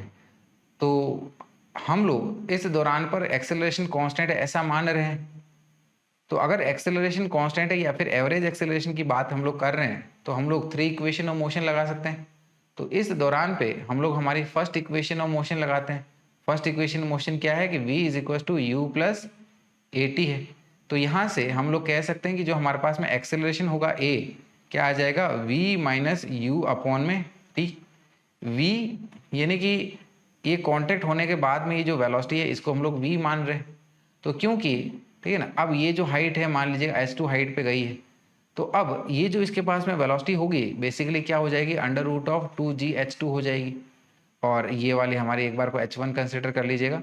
तो ये जो बॉल यहाँ पर कांटेक्ट में आने से पहले इसके पास वेलोसिटी थी वो इसकी u है। तो इसके लिए हमारा फॉर्मूला क्या हो जाएगा, एक्सेलरेशन कांस्टेंट है, यानी कि ये आ जाएगा अंडर रूट में 2gh1, u हमारा अंडर रूट में 2gh1 और v हमारा अंडर रूट में 2gh2, इस तरह से बोल सकते हैं हम लोग। तो इसी को यहाँ पर यूज़ कर लेते हैं। डायरेक्शन को ध्यान में रखिएगा, ऊपर वाले डायरेक्शन हमने पॉजिटिव कंसिडर करी है, तो v क्या आ जाएगा हमारा प्लस में अंडर रूट में 2gh2 माइनस में u1, सॉरी u हमारा नीचे की तरफ है, तो ये आ जाएगा माइनस अंडर रूट में 2gh1, इस प्रकार से डिवाइडेड विथ टाइम टेकन। अब वैल्यूज पुट कर लेते हैं, तो ये आ जाएगा हमारा अंडर रूट में 2 इंटू जी यानी कि 10 into height h2 which is 5, ये हमारा अंडर रूट में चल रहा है, प्लस अंडर रूट में ये माइनस माइनस प्लस हो गया, तो 2 इंटू जी हमारा 10 और h1 कितना है 10 है, ये पूरा हमारा अंडर रूट में इस प्रकार से, whole divided with time of contact जो कि हमें 0.01 सेकेंड का दिया गया है। तो देखिएगा ये हमारे पास में क्या आ जाएगा, 2 इंटू 5 इज 10, 10 इंटू 10 इज 100, तो ये आ गया अंडर रूट में 100, प्लस इसी प्रकार से ये 2 इंटू 10 20, 20 इंटू 10 यानी कि 200 आ गया, डिवाइडेड विथ 0.01 हो गया, इज इक्वल टू, यहाँ से ये देखिएगा हम लोग अंडर रूट ऑफ 100 कॉमन ले सकते हैं जो कि बेसिकली 10 है हमारा, तो 10 हम लोग ये कॉमन ले लेते हैं, और 0.01 यानी कि इसको न्यूमरेटर में 100 लिख सकते हैं, तो ये हमारा 100, यहाँ से ये पहला वाला टर्म कॉमन लिया पूरा रूट 100, तो क्या बचा 1 प्लस ये √2 यानी कि 1.414 इस प्रकार से। तो ये हमारा आ जाएगा एज 1000 इंटू 1 प्लस 1.414 यानी कि 2.414 इज इक्वल टू 1000 को हम लोग 2.414 से मल्टीप्लाई कर रहे हैं तो ये आ जाएगा 2414 मीटर्स पर सेकंड स्क्वायर इस प्रकार से। तो सही आंसर हो गया हमारा option A which is 2414 metre per second square, right. चलिएगा, आई होप इसमें कोई आपको कंफ्यूजन नहीं हुई होगी। चलेंगे फिर हम लोग हमारे अगले सवाल पे। अगला सवाल देखिएगा क्या कह रहा है, क्वेश्चन नंबर 19। ये कह रहा है कि 2 boys are standing at the ends A and B of a ground where A B is equal to A. दो बॉयज हमारे, ठीक है ना, दो एंड्स पे खड़े हैं, ए और बी, ग्राउंड के दो एंड्स पे, और ए बी के बीच की डिस्टेंस हमें ए बताई गई है। The boy at B starts running in a direction perpendicular to A B with velocity v1। तो जो बी पॉइंट पर हमारा लड़का है वो ए बी के परपेंडिकुलर डायरेक्शन में v1 की स्पीड से दौड़ना शुरू करता है। लेटर से हमारी इतनी सिचुएशन समझ लेते हैं कि जैसे ये हमारे पास में यहाँ पर ए और ये बी पॉइंट है, यहाँ पर हमारे इंडिविजुअली ये बॉयज खड़े हैं, इन दोनों के बीच की दूरी ए। तो बी जो है इस ए बी से परपेंडिकुलर डायरेक्शन में दौड़ना शुरू करता है। लेटर से वो इस डायरेक्शन में गया, ठीक है। इसकी स्पीड कितनी है, v1 इसकी स्पीड दी गई है। फिर क्या कहा गया है कि the boy at A starts running simultaneously with velocity v and catches the other boy in a time t where t is. तो जो ए पॉइंट पर है वो भी उसी दौरान पर दौड़ना शुरू कर देता है और इस लड़के को t टाइम के बाद में मान लीजिएगा इस c पॉइंट पर पकड़ता है। तो यानी कि a जो है उसको ये AC पाथ जाना पड़ेगा और B को ये BC पाथ जाना पड़ेगा। तो ये BC की जो लेंथ है, B जो है हमारा v1 स्पीड से दौड़ रहा है, तो ये जो BC की डिस्टेंस है क्या आ जाएगी v1 इंटू टी, और ये जो है, ठीक है ना, ये हमारा v स्पीड से दौड़ रहा है तो इसकी डिस्टेंस AC क्या हो जाएगी, vt हो जाएगी। तो हमें बताना क्या है कि कितने टाइम के बाद में ये इसको पकड़ पाएगा। तो डियर स्टूडेंट्स, हमें ये हमारा एक राइट एंगल ट्राइंगल दिख रहा है जिसमें AC हमारा हाइपोटेनियस हो गया, राइट, और ये हमारी बेस और परपेंडिकुलर है। तो AC के लिए हम लोग क्या कह सकते हैं, it is under root of AB square plus BC square, right. So we can say कि AC is equal to Pythagoras theorem use करते हुए AB स्क्वायर प्लस BC का स्क्वायर इस प्रकार से। AC हमारी V2 है, ठीक है ना, और दोनों साइड का हम लोग स्क्वायर कर लेंगे ताकि अंडर रूट टर्म हट जाए। तो ये आ जाएगा VT square is equal to AB हमें A दिया गया है, so it is A square plus BC हमारा V1T है तो ये V1T का स्क्वायर हो गया, राइट। तो ये बन जाएगा हमारा V square into t square is equal to A square plus V1 square into t square इस प्रकार से। ये टी स्क्वायर वाले टर्म को एक तरफ ले लो, ठीक है ना, तो क्या करेंगे, इस v1 स्क्वायर टी स्क्वायर को लेफ्ट की तरफ ले लेंगे और यहाँ से फिर टी स्क्वायर कॉमन निकाल लेंगे तो ये आ जाएगा हमारा v square minus v1 square into t square is equal to a square इस प्रकार से। तो यहाँ से टी स्क्वायर निकालने के लिए ये टर्म को हम लोग यहाँ पर डिवाइड कर देंगे। तो यानी कि टी स्क्वायर आ जाएगा हमारे पास में एज ए स्क्वायर अपॉन में v square minus v1 square, और दोनों साइड का अंडर रूट ले लेंगे तो t की वैल्यू आ जाएगी हमारी अंडर रूट में a स्क्वायर अपॉन में v square minus v1 square, ये इस प्रकार से। तो सही आंसर क्या दिख रहा है हमें ऑप्शन के अकॉर्डिंगली, ये दिख रहा है हमारा option B which is under root of a square upon v square minus v1 square. तो चलेंगे डियर स्टूडेंट्स हमारे अगले सवाल पे। अगला सवाल देखिएगा क्या कहा गया है कि bogie of uniformly moving train is suddenly detached from train and stops after covering some distance.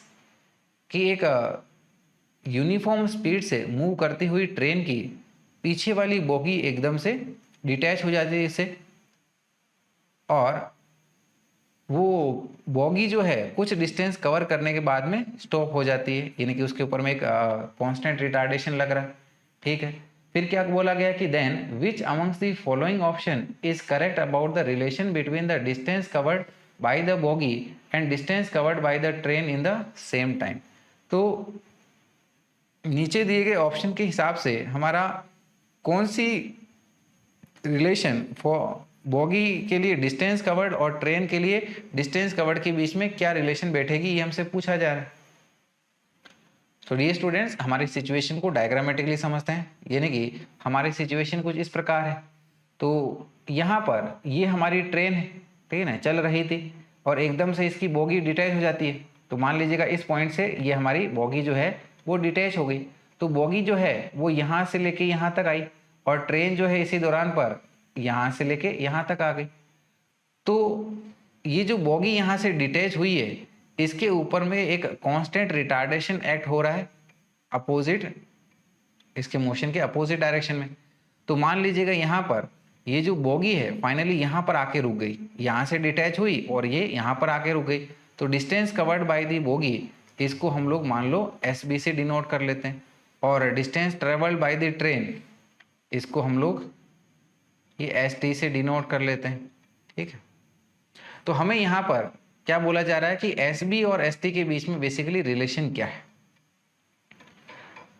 तो जो बोगी है उसके ऊपर में एक कांस्टेंट रिटार्डेशन लग रहा है, तो इसके लिए हम लोग ये जो डिस्टेंस ट्रेवल कर रही है उसको निकालने के लिए हम लोग थर्ड इक्वेशन ऑफ मोशन का यूज कर लेते हैं बोगी के ऊपर में। Third equation of motion which is v square is equal to u square plus 2as, ये हमने अप्लाई किया है बोगी के लिए जब डिटैच हुई और फाइनली जब रुक गई। फाइनली रुक गई है यानी कि इसकी फाइनल स्पीड हमारी 0 हो गई है। तो ये बन जाएगा हमारा 0 is equal to u square minus 2a into distance travel by the bogie which is SB। तो यहाँ से हम लोग SB को निकाल लेंगे। तो SB इसको इधर ले लीजिएगा, क्या आ जाएगा प्लस 2a SB, फिर हम लोग 2a को यू स्क्वायर के साथ में डिवाइड कर देंगे तो ये हमारा SB आ जाएगा। तो यानी कि ये बन जाएगा SB is equal to u square upon 2a, इस प्रकार से, ठीक है। तो इसको यहाँ कंटिन्यू करते हैं, राइट। अब हम लोग क्या करेंगे कि इसी बोगी के ऊपर में हम लोग हमारी फर्स्ट इक्वेशन ऑफ मोशन लगा लेते हैं ताकि हम लोग ये निकाल पाएं कि बोगी हमारी अल्टीमेटली कितने टाइम तक ट्रेवल करी। तो first equation of motion bogie के लिए क्या हो जाएगा, v is equal to u plus AT, ये भी हमने बोगी के लिए अप्लाई किया है। तो बोगी की फाइनल स्पीड कितनी है, रुक गई है तो 0 हो गई। तो ये आ गया हमारे पास में 0 is equal to u minus AT। तो यहाँ से टाइम क्या आ जाएगा, t is equal to u by a. ये क्यों निकाला, क्योंकि इतने टाइम तक हमारी ट्रेन भी चल रही है एक कांस्टेंट स्पीड के साथ में। तो इतने टाइम के लिए ट्रेन कितनी चली होगी उसको अब हम लोग निकाल लेंगे। तो ट्रेन के लिए भी यही टाइम लागू रहेगा। तो ट्रेन के लिए जो डिस्टेंस कवर्ड होगा, क्योंकि ये कांस्टेंट स्पीड से चल रही है यू स्पीड से, ठीक है, जो कि हमारी बोगी की इनिशियल स्पीड थी, तो इसके द्वारा डिस्टेंस ट्रेवल क्या हो जाएगा, u इंटू टी, राइट। ये हम लोग ट्रेन के लिए अप्लाई कर रहे हैं, ध्यान रखिएगा। तो t की वैल्यू हमने निकाली, क्या है, t इज u बाई ए। तो यहाँ पर इसको u बाई ए लिख दीजिएगा। तो ये आ जाएगा हमारा u स्क्वायर बाई ए। यानी कि हमें SB और ST के बीच की रिलेशन चाहिए, तो क्या करेंगे, दोनों को डिवाइड कर दीजिएगा। तो ये आ जाएगा SB by ST is equal to SB is our u square upon में 2a।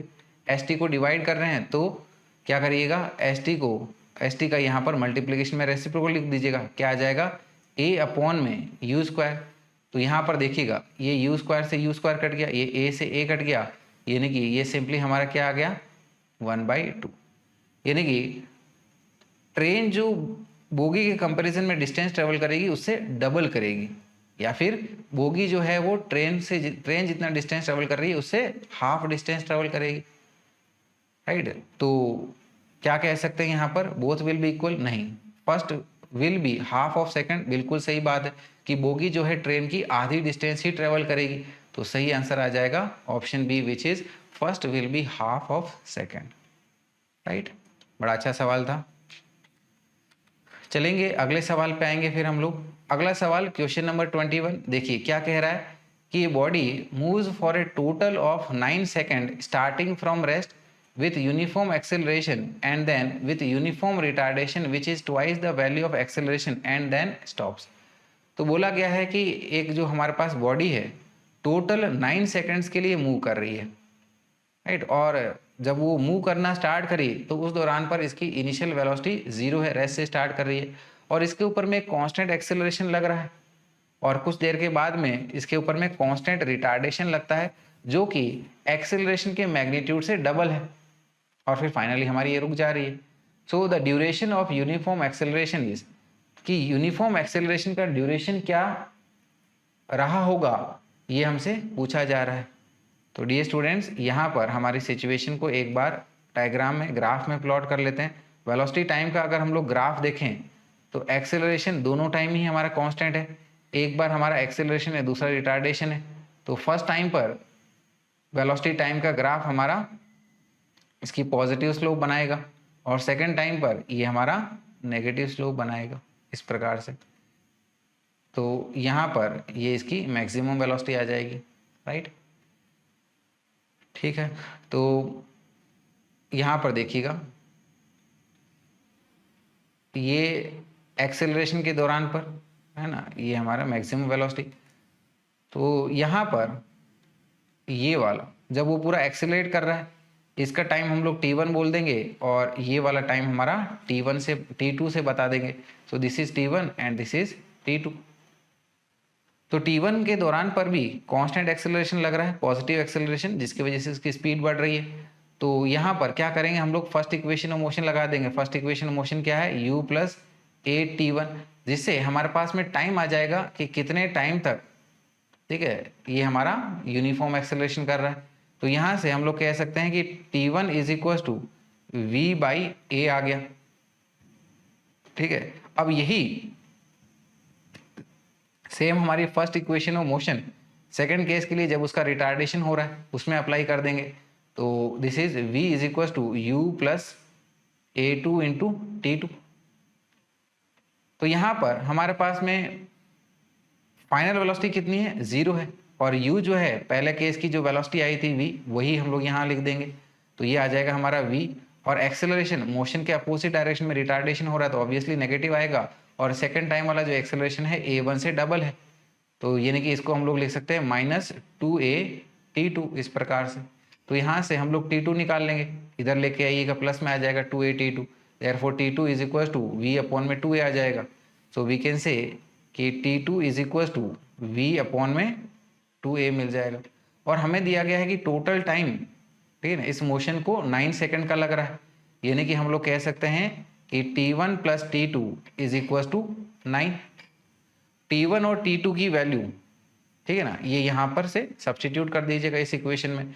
t1 क्या है हमारा v बाई ए, और t2 क्या आया v बाई 2a आया, इज इक्वल टू 9, ठीक है। एलसीएम ले लीजिएगा, एलसीएम हमारा 2a हो जाएगा, यानी कि ये बन जाएगा हमारा 2v plus v divided with 2a is equal to 9 इस प्रकार से। तो यहाँ इसको कंटिन्यू करते हैं, तो ये बन जाएगा हमारा 3v अपॉन में 2a इज इक्वल टू 9। इस 9 को इस 3 से कैंसिल आउट करेगा, 3 टाइम जाएगा, यानी कि ये बन जाएगा हमारे पास में v बाई ए, इस 2 को इधर मल्टीप्लाई करेंगे तो 2 इंटू 3 यानी कि 6 आ गया, राइट। तो हमें यहाँ पर क्या पूछा जा रहा था कि किस, मतलब जब इसके पास में यूनिफॉर्म एक्सेलरेशन हो रहा था, ठीक है ना, ये इस दौरान पर ये हमारा 2a, जब इसके पास में यूनिफॉर्म एक्सेलरेशन हो रहा था उसको कितना टाइम लग रहा था, t1 हमसे पूछा गया। t1 क्या है v बाई ए, और यहाँ पर v बाई ए की वैल्यू हमारे पास 6 आई है, यानी कि t1 क्या हो गया 6 second. So from here we can say कि hence duration of acceleration t1 which is v by a is equals to 6 seconds। और ऑप्शन के अकॉर्डिंगली इसको ऑब्जर्व करें तो हम लोग कह सकते हैं कि ऑप्शन डी हमारा 6 सेकंड हमको ये बता रहा है, राइट। चलिएगा अगले क्वेश्चन पे आएंगे फिर हम लोग। अगला क्वेश्चन देखिएगा क्या दिया गया है कि the displacement x of a particle varies with time t as x is equals to a e to the power minus alpha t plus b e to the power beta t where A b alpha and beta are positive constants. तो बोला जा रहा है कि displacement x और time के बीच की जो रिलेशन है वो इस प्रकार से दी गई है, और इसमें a b alpha and beta सभी हमारे पॉजिटिव कॉन्स्टेंट्स है। तो पूछा गया कि the velocity of the particle will be, तो पार्टिकल की जो वेलोसिटी है उसके साथ क्या होगा कि it will go on decreasing with time, be independent of alpha and beta, drop to zero when alpha is equal to beta, या फिर go on increasing with time. ठीक है, तो चलिए इसको समझेंगे हम लोग। तो यहाँ पर हमारे पास में जो पोजीशन टाइम इक्वेशन दी है क्या है, वो a e to the power minus alpha t plus b e to the power beta t. ठीक है, तो यहाँ से वेलोसिटी हम लोग ऑब्टेन कर सकते हैं इसको डिफ्रेंशिएट करने से टाइम के साथ।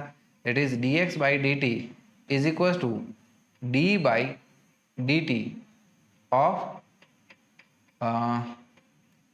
ए ई की power minus alpha t plus b e की पावर बीटा टी। ये एक्स को एज इट इज पुट कर दिया। अब हम लोग पहले वाले टर्म को डिफ्रेंशिएट करेंगे, तो यहाँ पर ए हमारा कांस्टेंट है और ई का डिफ्रेंशिएशन ई की पावर जो भी है वो डिफ्रेंशिएशन हमारा ऐसे के ऐसे चेन रूल को फॉलो करते हुए मल्टीप्लिकेशन में माइनस अल्फा टी का डिफ्रेंशिएशन करेंगे तो ये हमें माइनस अल्फा मिलेगा। इसी प्रकार से सेकंड टर्म ये बी हमारा कांस्टेंट है, ई का डिफ्रेंशिएशन ई की power beta t as it is आएगा। चेन रूल के अकॉर्डिंगली बीटा टी का टाइम के साथ डिफ्रेंशिएट करेंगे तो ये सिंपली हमारा बीटा आ जाएगा, यानी कि ये बन जाएगा हमारे पास में माइनस ए अल्फा ई की power minus alpha t plus b into beta e की पावर बीटा टी। राइट, तो यहाँ पर वेलोसिटी की वैल्यू हमारे पास आ चुकी है। राइट, इस प्रकार से तो देखिएगा वेलोसिटी हमारे पास आ गई है, तो यहाँ से हम लोग एक्सेलरेशन को भी ऑब्टेन कर लेंगे वेलोसिटी को एक बार टाइम के साथ डिफरेंशिएट करने से। तो acceleration is equal to differentiation of velocity with respect to time. तो देखिएगा ये क्या आ जाएगा हमारे पास में d by d t of velocity को एज इट इज लिखिएगा तो ये माइनस अल्फा ई की power minus alpha t plus b beta e की पावर बीटा टी, इस प्रकार से इज इक्वल टू डिफ्रेंशिएशन कर रहे हैं हम लोग तो माइनस ए अल्फा ये एज इट इज कांस्टेंट है, फिर ए की power minus alpha t as it is chain rule के अकॉर्डिंगली माइनस अल्फा टी का डिफ्रेंशिएशन टी के साथ क्या आ जाएगा मल्टीप्लिकेशन में माइनस अल्फा आ जाएगा। फिर इसी प्रकार से बी बीटा ई की पावर बीटा टी ये इस प्रकार से, और बीटा टी का डिफ्रेंशिएशन मल्टीप्लिकेशन में टाइम के साथ क्या आ जाएगा बीटा आ जाएगा, यानी कि ये बन जाएगा हमारे पास में ये वाला पहला वाला टर्म माइनस माइनस प्लस आ गया तो ये आ जाएगा ए अल्फा स्क्वायर ई की power minus alpha t plus b beta square e की पावर बीटा टी, इस प्रकार से। तो अगर हम लोग एक्सेलरेशन को ऑब्जर्व करें तो ये वाला टर्म भी हमारा पॉजिटिव है, ये वाला टर्म भी पॉजिटिव है। राइट, यानी कि एक्सेलरेशन जो है हमारा सभी वैल्यूज के लिए पॉजिटिव बना रहेगा। ठीक है, यानी कि एक्सेलरेशन हमारा एक ही डायरेक्शन में लग रहा है, that is along positive direction. तो अगर हमारा एक्सेलरेशन पॉजिटिव है राइट और वेलोसिटी एट एनी टाइम इस प्रकार से, तो डेफिनेटली ठीक है ना वेलोसिटी क्या होगा टाइम के साथ में हमारा इंक्रीज होती जाएगी। राइट, तो हम लोग कह सकते हैं कि हमारा जो सही आंसर है वो ऑप्शन डी हो जाएगा, that is it will go on increasing with time. चलेंगे अगले सवाल पे आएंगे फिर हम लोग। देखिएगा अगला सवाल which is our question number 23 क्या कह रहा है कि stone is allowed to fall freely from rest. एक स्टोन को रेस्ट से फ्रीली फॉल कराया जा रहा है। The ratio of the time taken to fall through the first metre and the second metre distance is, तो 1 मीटर और दूसरी मीटर के बीच का जो इनका टाइम का रेशियो होगा वो क्या होगा वो हमसे पूछा जा रहा है। तो डियर स्टूडेंट्स ये जो स्टोन है हमारा पहला 1 मीटर जो डिस्टेंस कवर करेगा इसके ऊपर कांस्टेंट एक्सेलरेशन लग रहा है जी का, तो ये डिस्टेंस कवर्ड हम लोग सेकंड इक्वेशन ऑफ मोशन से बता सकते हैं, it is s is equal to u t plus half a t square, और इसने इनिशियल वेलोसिटी 0 से स्टार्ट किया है तो यू टी वाला टर्म तो हमारा 0 हो गया। तो 1 मीटर डिस्टेंस के लिए हम लोग कह सकते हैं it will be 1 is equal to half g T1 square. तो यहां से हमारे पास में टाइम T1 आ जाएगा, T1 क्या आ जाएगा ठीक है ना, ये आपका 2/g आ जाएगा t1 स्क्वायर, और इसका अंडर रूट लेंगे तो क्या आ जाएगा, अंडर रूट में 2/g हो जाएगा।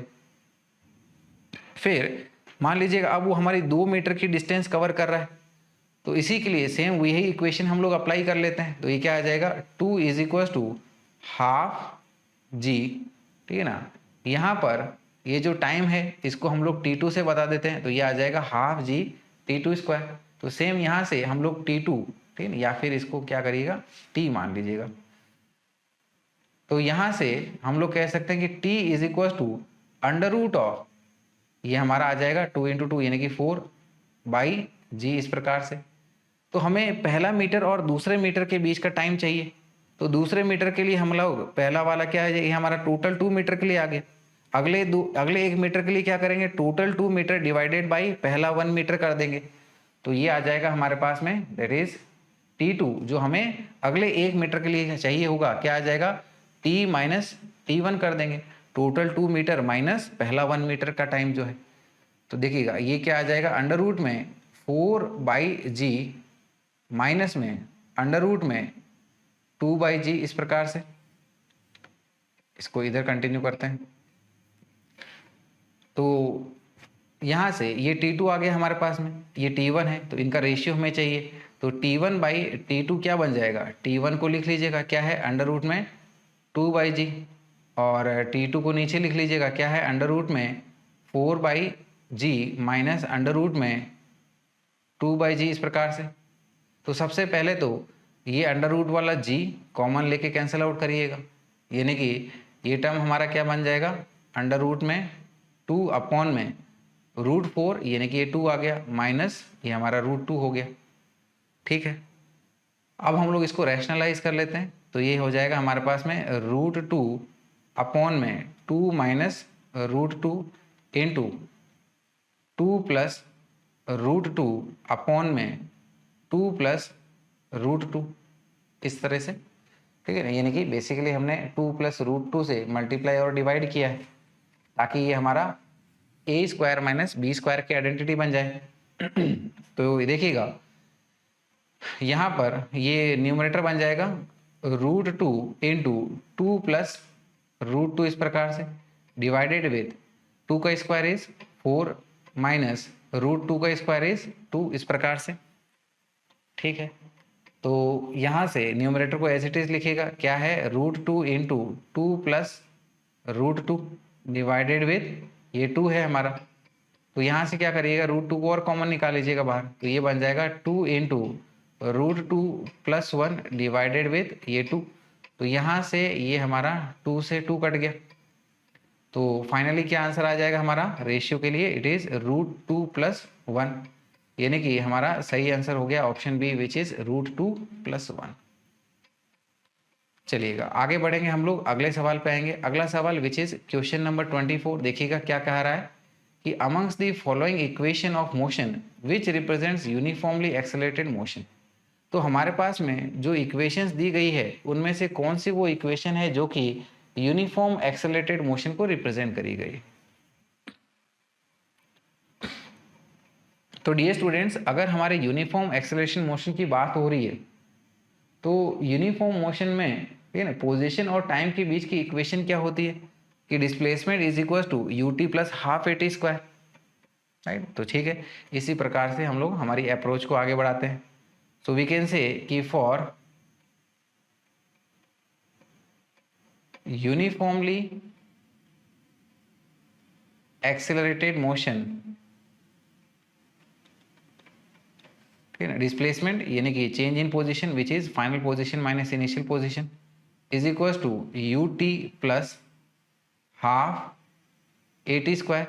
सो from here we can say कि final position S2 is equal to half at square plus ut, ठीक है ना, इसको पहले लिख लिया फिर इसको बाद में लिख लिया, और S1 टर्म को इधर भेज दीजिएगा, तो ये आ जाएगा प्लस S1। ठीक है, तो यहाँ पर ये देखिएगा टाइम की जो वैल्यू है उसको एक बार को यहाँ से सब्स्टिट्यूट कर लेते हैं कि मान लीजिएगा t जो है हमारा under root of x plus a by b है। सो वी कैन से कि for t is equal to √x plus a by b, इस तरीके से। तो दोनों साइड का स्क्वायर करेंगे तो ये क्या आ जाएगा हमारे पास में, t square is equal to x plus a by b है।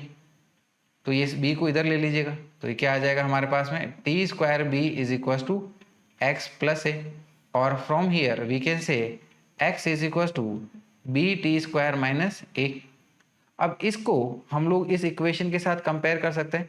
बेसिकली कंपैरिजन में हम लोग मेनली यही देखना है कि ये वाली जो इक्वेशन है जो कि यूनिफॉर्म मोशन के लिए है, ये हमारी टाइम की क्वाड्रेटिक इक्वेशन है, ठीक है ना, टाइम की मैक्सिमम पावर 2 है। और यहाँ पर भी हम लोग देख सकते हैं कि पोजीशन जो टाइम के ऊपर डिपेंड कर रहा है, टाइम की हाईएस्ट पावर 2 है, यानी कि ये भी हमारी क्वाड्रेटिक इक्वेशन। तो दोनों ही क्वाड्रेटिक इक्वेशन है और क्वाड्रेटिक इक्वेशन हमारी यूनिफॉर्मली एक्सेलरेटेड मोशन के लिए होती है, यानी कि ये वाली जो इक्वेशन जिसमें हमने टी की वैल्यू ये कंसिडर करी है, ये हमारे बेसिकली यूनिफॉर्मली एक्सेलरेटेड मोशन की इक्वेशन हो गई है। सो वी कैन से कि कंपेयरिंग दिस इक्वेशन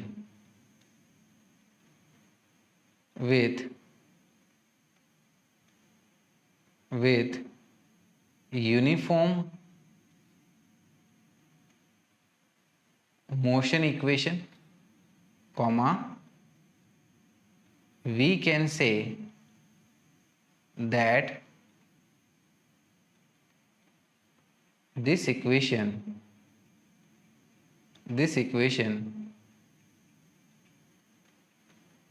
represents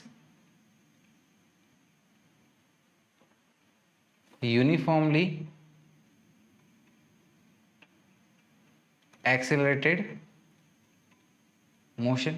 तो डियर स्टूडेंट्स, इसी तरह से आप बाकी सारी इक्वेशन को भी देखिएगा। हमें x और t के बीच में t की जो हाईएस्ट पावर है 2 मिलना चाहिए। तो जब आप इसको देखोगे तो सिर्फ हमारी c वाली ऐसी इक्वेशन मिलेगी जहाँ पर टाइम की हाईएस्ट पावर 2 हमें मिलेगी, राइट। तो इसलिए हमारा करेक्ट आंसर क्या हो जाएगा, option C, which is t is equal to under root of x plus a by b. ठीक है, चलिएगा अगले क्वेश्चन पे हम लोग आएंगे। अगला क्वेश्चन देखिएगा, राइट। अगला क्वेश्चन ये हमारा इस डीपीपी की इस वीडियो का आखिरी क्वेश्चन रखेंगे। रिमेनिंग क्वेश्चन जो है हमारे वीडियो के अगले पार्ट में कवर कर लेंगे ताकि हमारा वीडियो लेंदी ना हो।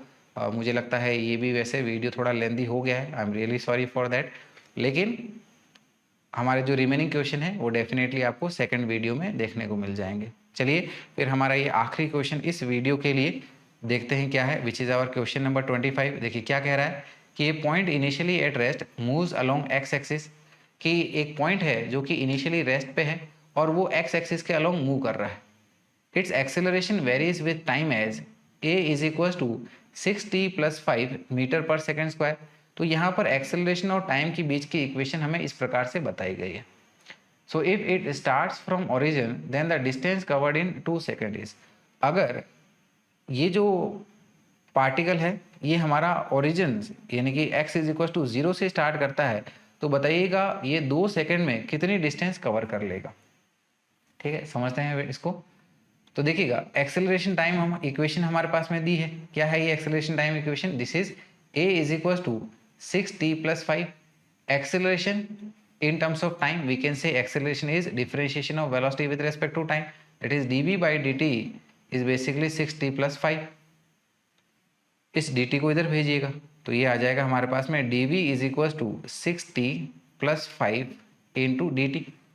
दोनों साइड का इंटीग्रेशन करेंगे तो ये आ जाएगा integration of dv from 0 to v is equal to integration of 6t + 5 ये dt। ठीक है ना, 0 से v क्यों लिया, क्योंकि हमें बताया गया है कि ये रेस्ट से स्टार्ट कर रही है at t is equal to 0 से, और कुछ लेटर टाइम पर ये t पर इसकी वेलोसिटी v आ जा रही है।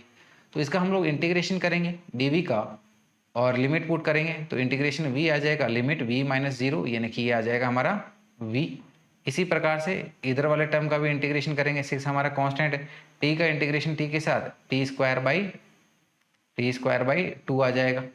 ठीक है, प्लस 5 का इंटीग्रेशन t के साथ ये 5t आ गया। लिमिट हमारी 0 से लेके t तक। तो यहाँ पर ये देखिएगा 6 को सीधा हम लोग 2 से कैंसिल आउट करेंगे तो 3 टाइम्स कट जाएगा। फिर ये क्या बन जाएगा हमारे पास में, लिमिट सब्सटीट्यूट करेंगे तो अपर लिमिट में t, लोअर लिमिट में 0, तो लोअर लिमिट तो डेफिनेटली हमारे 0 हो जाएगी और अपर लिमिट बच के क्या मिल रही है हमें 3t² प्लस 5t। इस प्रकार से चलेंगे, इसको इधर कंटिन्यू करते हैं। तो यहाँ पर ये हमारी वेलोसिटी टाइम इक्वेशन हमारे पास आ गई है। तो वेलोसिटी टाइम इक्वेशन को कैसे लिख सकते हैं हम लोग, velocity is differentiation of position with respect to time is equal to ये 3t² प्लस 5t हो गया। इस dt को इधर भेजिए तो ये आ जाएगा हमारे पास में कि ds is equal to 3t² plus 5t into ये dt हो गया। दोनों साइड का इंटीग्रेशन लीजिएगा तो ये आ जाएगा integration of ds is equal to integration of 3t² plus 5t dt। तो यहाँ पर ये टाइम की लिमिट हमारी 0 से, ठीक है ना, उस दौरान पर पार्टिकल हमारा ओरिजिन पे था यानी कि ये 0 हो गया और 2 सेकंड तक हमें देखना है तो ये हमारा डिस्टेंस लेटर से उस दौरान s है। इंटीग्रेशन करेंगे s आ जाएगा, लिमिट सब्सटीट्यूट करेंगे s-0 यानी कि ये हमारा s आ गया है। तो इसका हम लोग इंटीग्रेशन करते हैं, क्या आ जाएगा, ये 3 एज इट इज़ t² का इंटीग्रेशन ये आ गया t³/3 प्लस ये 5 एज इट इज़ t का इंटीग्रेशन t²/2, लिमिट हमारी 0 से लेके 2 तक। तो यहाँ पर ये सबसे सीधा सीधा ये 3 से 3 कैंसिल आउट करिएगा। अब हम लोग लिमिट सब्सटीट्यूट करेंगे, अपर लिमिट क्या है हमारी, t की जगह पे 2 पुट करना है तो ये आ जाएगा 2³ प्लस 5 इंटू 2 का स्क्वायर डिवाइडेड विथ 2, ये हमारी अपर लिमिट हो गई। लोअर लिमिट में टाइम की वैल्यू 0 पुट करिएगा, ये हमारी लोअर लिमिट पूरी 0 आ जाएगी। 2 का क्यूब इज 8 और 2 का स्क्वायर डिवाइडेड बाई 2 यानी कि 2 बचेगा और 2 इंटू 5 यानी कि हमारे पास ये 10 आ गया एंड 8 प्लस 10 इज 18 मीटर्स। तो यानी कि सही आंसर हो जाएगा हमारा option B which is 18 metre. तो डियर स्टूडेंट्स यहाँ पर इस वीडियो को यहीं तक रखेंगे। आई होप ये वीडियो के सॉल्यूशंस यानी कि ये जो सारे डीपीपी के सॉल्यूशन जो हमने वीडियो में कवर किए हैं वो सारे अच्छे से आपको समझ में आए होंगे। आई होप हम लोग कुछ इस तरीके से पढ़ रहे हैं और आप इस मन के साथ आप पढ़ रहे हो कि जैसे जैसे हम लोग पढ़ते जा रहे हैं आपके दिमाग में चीज़ें छपती जा रही है, आपको वहीं पर याद होती जा रही है। और हमारा मोटिव भी यही है कि हम आपको ऐसा पढ़ाएं कि आपके दिमाग में चीज़ें छप जाए, that is study that means. तो डियर स्टूडेंट्स इसी के साथ मैं आपसे अलविदा चाहूँगा। मिलेंगे हम लोग अगली क्लास में अगले वीडियो के साथ में। So till then good night, bye bye and take care.